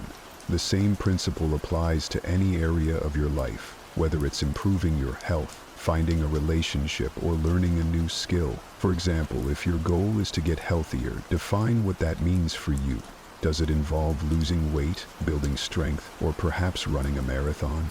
Each of these goals requires different strategies and sets a clear path for what you need to do, like planning your diet or your training schedule. Stoic philosophy isn't just about enduring life's challenges, but actively shaping our lives through our desires and actions. By focusing precisely on what you want, you align your daily actions with your long-term goals. This alignment reduces wasted effort and increases your efficiency and effectiveness, propelling you toward the life you've envisioned for yourself. Isn't it fascinating how the certainty of our beliefs can propel us forward or hold us back? This powerful force behind our actions often reflects what the Stoics teach us about the strength of inner conviction and the role of perception in our lives. The Stoics believed that it isn't events themselves that disturb us, but the views we take of them. Similarly, having a strong belief in your ability to achieve your desires isn't just helpful, it's essential. It's like fuel in your tank. Without it, you won't get far, no matter how great your plans are. Let's dive a bit deeper into why belief and faith are such game changers. Think about a time when you accomplished something you initially thought was out of reach. What shifted? At some point, you started to believe it was possible. You saw some progress, perhaps, or someone else's story inspired you. That belief then sparked a series of actions that ultimately led to your success. It's this faith in the possibility that unlocks our potential and drives us to pursue even the most daunting goals. Now, applying this to our daily lives and bigger dreams requires a conscious effort to cultivate belief. Begin by surrounding yourself with positive influences, people who uplift you and reflect the values and success you aspire to. Next, immerse yourself in knowledge. Read about others who have achieved what you want to achieve. Understand their mindset, their habits, and their strategies. Knowledge not only inspires but also equips us with practical steps to emulate similar successes. But what about those moments of doubt? They're natural, but the Stoic approach would remind us to challenge them with logic and reason. Why shouldn't you succeed? If others can, why not you? Challenge each doubt with evidence of what you've already achieved, and remind yourself of your capabilities. Over time, this practice reinforces your belief system, making it robust enough to withstand setbacks and fuel your continued efforts. One of the most transformative practices we can incorporate into our daily routine is the simple act of acknowledging what we already have. It's about shifting our focus from what's missing to what's present. This is a key tenet of Stoic philosophy, which encourages us to distinguish between what we can control and what we can't, and to foster a deep sense of appreciation for the former. By cultivating gratitude, we not only enhance our own well-being, but also set the stage for more abundance to flow into our lives. The Stoics weren't just about enduring hardship. They were big on appreciating the beauty of life, the little victories and the lessons learned even in defeat. They knew that gratitude strengthens the soul, making us more resilient to life's inevitable challenges. So how can we make this ancient wisdom actionable today? Start simple. Perhaps at the end of each day, reflect on 3 things that went well or that you were grateful for. These don't have to be groundbreaking events. Maybe you enjoyed a quiet cup of coffee, or maybe a stranger smiled at you on the street. It's about finding value in the small moments. What this does is it rewires our brains to be more attuned to positive experiences. Over time, this mindset shift not only increases happiness, but also attracts more positivity. Our mindset, much like a garden, thrives when tended with care. If we water the seeds of gratitude, we cultivate a landscape rich with optimism and contentment. And let's not overlook the Stoic practice of reflecting on what could go wrong, a technique known as premeditatio malorum. This might seem counterintuitive to gratitude, but by considering the worst-case scenarios and realizing they are often either manageable or improvable, we actually foster a deeper appreciation for our current state. Practicing gratitude also has a way of magnifying what's good in our lives. It can transform our perspective, turning what we have into enough and more. It's about celebrating the existing riches of your life and, in doing so, unlocking the doors to even greater possibilities. So, challenge yourself to cultivate gratitude daily. It might just be one of the most rewarding journeys you embark on, filling your life with a profound sense of peace and a wealth of joy, just as the Stoics promised. Taking steps toward your dreams might sound like a no-brainer, but how often do we find ourselves daydreaming about what we want without making real moves to get there? This gap between desire and action is where inspired action bridges the divide. Stoic philosophy underscores the importance of not just enduring life's events, but actively engaging in shaping them. It's about recognizing that while we may not control external events, we do control our efforts and responses. Inspired action is about being proactive, not reactive.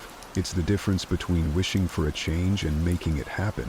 For instance, if your goal is to improve your health, inspired action isn't just joining a gym, it's committing to going 3 times a week and setting realistic incremental fitness goals. It means preparing healthy meals ahead of time instead of grabbing fast food. This type of action is fueled by clear intentions and a deep understanding of why these goals matter to you, aligning closely with the Stoic practice of thoughtful deliberation and purposeful living. The beauty of inspired action lies in its power to transform not just your circumstances, but also your mindset. Each step you take reinforces your commitment to your goals and your belief in your ability to achieve them. This isn't about massive leaps. Even small, consistent actions accumulate over time, leading to significant changes. For example, writing just 1 page a day can result in a complete book in less than a year, or a small daily savings can grow into a substantial fund. Stoicism teaches us to focus on the present moment and the actions we can take right now. Instead of getting overwhelmed by the entirety of our ambitions, we can break them down into what can be done today. This approach keeps us grounded and prevents the kind of paralysis that can come from feeling overwhelmed by our own dreams. To truly embrace inspired action, start by clarifying what you want to achieve, and then brainstorm the steps that will get you there. Commit to making these steps as specific and actionable as possible. Then, bring a level of mindfulness to this process, engaging with each task as not just a means to an end, but as an important part of a fulfilling journey. This mindfulness is what makes the action inspired, infusing it with energy and purpose, which is right in line with the Stoic emphasis on living according to one's values.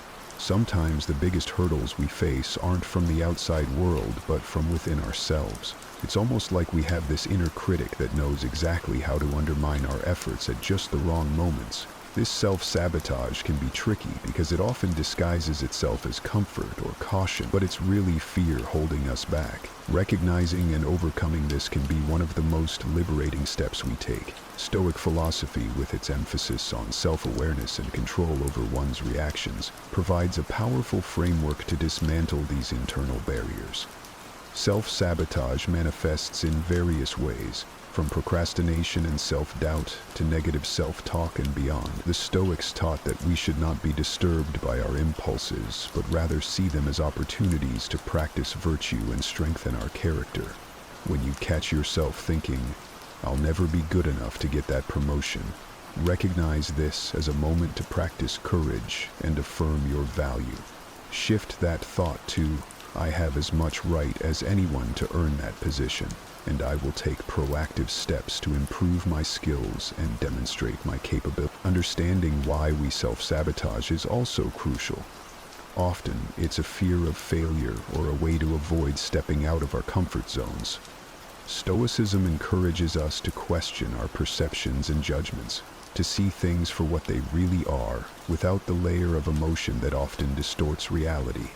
By confronting the reasons behind our self-sabotage, we can begin to untangle the deeper fears and start to address them directly.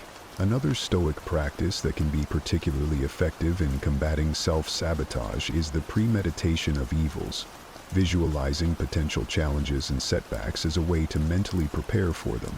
This can diminish the fear and anxiety that often lead to self-sabotage. For instance, if you're worried about a big presentation, spend time imagining what could go wrong and how you would handle it. This preparation not only reduces anxiety, but also equips you to deal more effectively with any situation that might arise. Building a routine that fosters positive habits can help reinforce self-discipline and reduce self-sabotage. The Stoics were big on routine because it creates a foundation of order and predictability, which can be incredibly empowering. Start with small, manageable changes that align with your goals and gradually build them into your daily life. Over time, these positive habits will start to override the patterns of self-sabotage, helping you to build momentum and confidence in your capabilities. It's fascinating to think about how much our internal state can impact the world around us.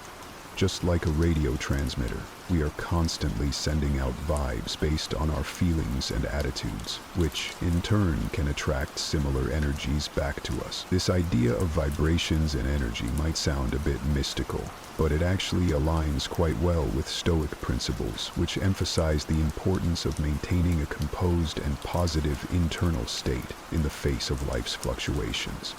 The Stoics understood that while we can't control what happens to us, we do have power over how we respond, and these responses send out ripples into the world. When you operate from a place of gratitude and positivity, you're more likely to attract opportunities and people that resonate with those frequencies. It's like tuning your personal radio to the best possible station and enjoying the music that comes with it. But how do you maintain this positive frequency, especially when challenges arise? It starts with mindfulness, being aware of your thoughts and emotions without immediately reacting to them. By observing your feelings, you give yourself the chance to respond with intention rather than impulse. This is a core Stoic practice where the focus is on rationality and clear thinking. For example, if you encounter a setback at work, instead of spiraling into frustration or negativity, take a moment to assess the situation calmly.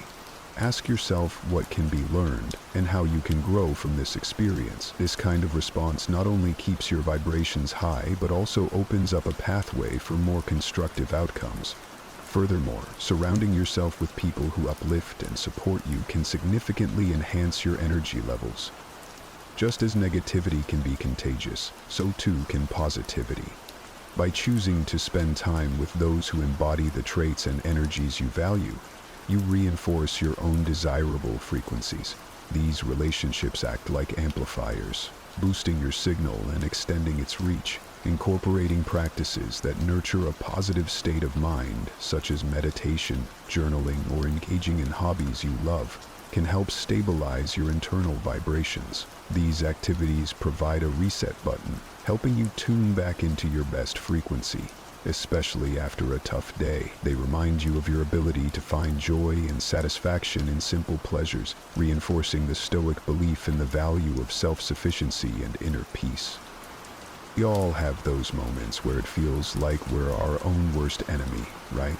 Where it seems like we're fighting against our own desires and goals, creating resistance where there should be motivation.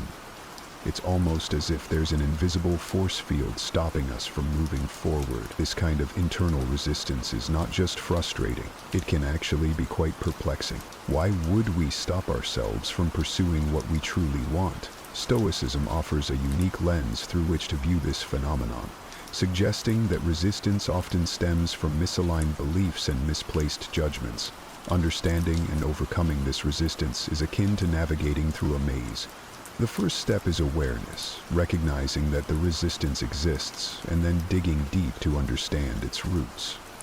According to Stoic thought, many of our emotional responses are the result of false judgments. We might resist taking action on a new project or job opportunity because we've convinced ourselves that the potential negative outcomes outweigh the positives. Here, the Stoics would advise us to challenge these judgments by questioning their validity and realigning them with more rational, objective perspectives. Once we've identified the source of our resistance, the next step is to actively work through it. This involves reprogramming our thoughts to align more closely with our goals and values. For instance, if fear of failure is holding you back, remind yourself of the Stoic view that failure is not inherently bad. It's a natural part of human experience and a powerful opportunity for growth and learning. By shifting your perspective in this way, you gradually dissolve the resistance, turning barriers into stepping stones. Another Stoic strategy is to embrace challenges as part of the natural order of things. Just as nature faces storms and seasons of drought, so too must we face periods of struggle and resistance in our lives. Rather than fleeing from these challenges, Stoics recommend meeting them head-on with courage and resilience, trusting that we have the inner strength to overcome them. This doesn't mean that the path will always be easy, but it's through these efforts that we forge stronger characters and more fulfilling lives. Furthermore, actively practicing virtues like patience and perseverance can help ease the journey through resistance. Every small step taken in the face of resistance not only moves you closer to your goal, but also strengthens your resolve and self-discipline. This process of continual effort and overcoming is what builds true confidence and lasting change. It's all too easy to want instant results in our fast-paced world, isn't it?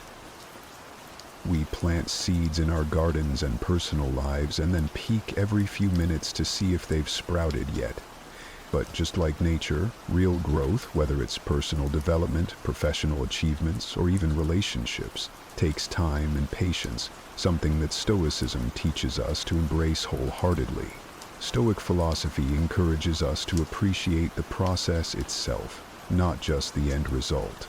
It's about understanding that everything has its season, and that significant changes require a period of nurturing and waiting. For example, if you're working towards a major life goal like starting a new business or pursuing a degree, it's natural to feel impatient. However, embracing Stoic patience involves acknowledging that every step in the process is necessary and valuable, even those that seem to slow us down. This perspective shifts our focus from being solely outcome-oriented to finding value in the everyday journey. Each challenge faced and obstacle overcome contributes to our growth and should be seen as an integral part of the adventure. This doesn't mean we passively wait for things to happen. Instead, we actively engage in the process, applying ourselves diligently while knowing that some results simply cannot be rushed. It's like watering a plant. You provide it with what it needs, but you can't pull on the leaves to make it grow faster. Moreover, Stoicism teaches us to use this time wisely. While waiting for one goal to materialize, we can work on other aspects of ourselves or our lives. This could mean developing a new skill, deepening relationships, or simply taking time to reflect and meditate. Each of these activities enriches our lives and often ends up contributing to our primary goals in unexpected ways. Being patient also means being comfortable with uncertainty, another Stoic virtue. Sometimes, despite our best efforts, things don't go as planned. Here, the Stoic practice of staying present and adapting to circumstances without losing our inner peace becomes invaluable. It helps us maintain our composure and keeps us resilient against the frustrations that come with delays or setbacks. Sometimes, it feels like life is just a series of random events. But what if there's a pattern or a flow to it that we're just not seeing? This idea of aligning with the universe might sound a bit out there, but it's deeply rooted in the principles of Stoicism, which teach us about harmony and living in accordance with nature. By tuning into the rhythm of life and accepting that things happen for a reason, we can find a profound sense of peace and purpose. Stoic philosophy encourages us to live in agreement with nature, which includes the natural laws of the universe and our own true nature. This means understanding our roles and duties in life and acting in ways that are consistent with those responsibilities. For example, if you're naturally a creative person, aligning with the universe could mean pursuing a career or hobby that allows you to express that creativity rather than suppressing it in a job that doesn't suit you. But alignment isn't just about personal fulfillment. It's also about recognizing the interconnectedness of all things. The Stoics believe that everything in the universe is interdependent, and by aligning ourselves with this natural order, we contribute to a greater harmony. This might involve making choices that are not only good for ourselves, but also beneficial for others and the world at large. It's about making decisions that resonate with the deepest truths of how the world works. Practically, this can be achieved by paying attention to the signals life sends us. Sometimes we ignore our intuition or the little signs that suggest we're on the right path or a detour. By being more mindful and reflective, we can start to notice these cues and use them as guides. Regular meditation or spending time in nature can help cultivate this awareness, creating quiet spaces in our lives where we can connect with the flow of the universe. Another aspect of aligning with the universe is learning to accept and flow with the changes and challenges that come our way. Stoicism teaches us to embrace whatever happens, both the good and the bad, as part of a larger plan. This doesn't mean being passive. It means actively adapting and finding ways to thrive within the circumstances we find ourselves in. For instance, if you encounter a setback, rather than resisting or lamenting it, you can look for the opportunity it might be presenting. Perhaps it's a chance to learn something new, to develop resilience, or to take your life in a new direction.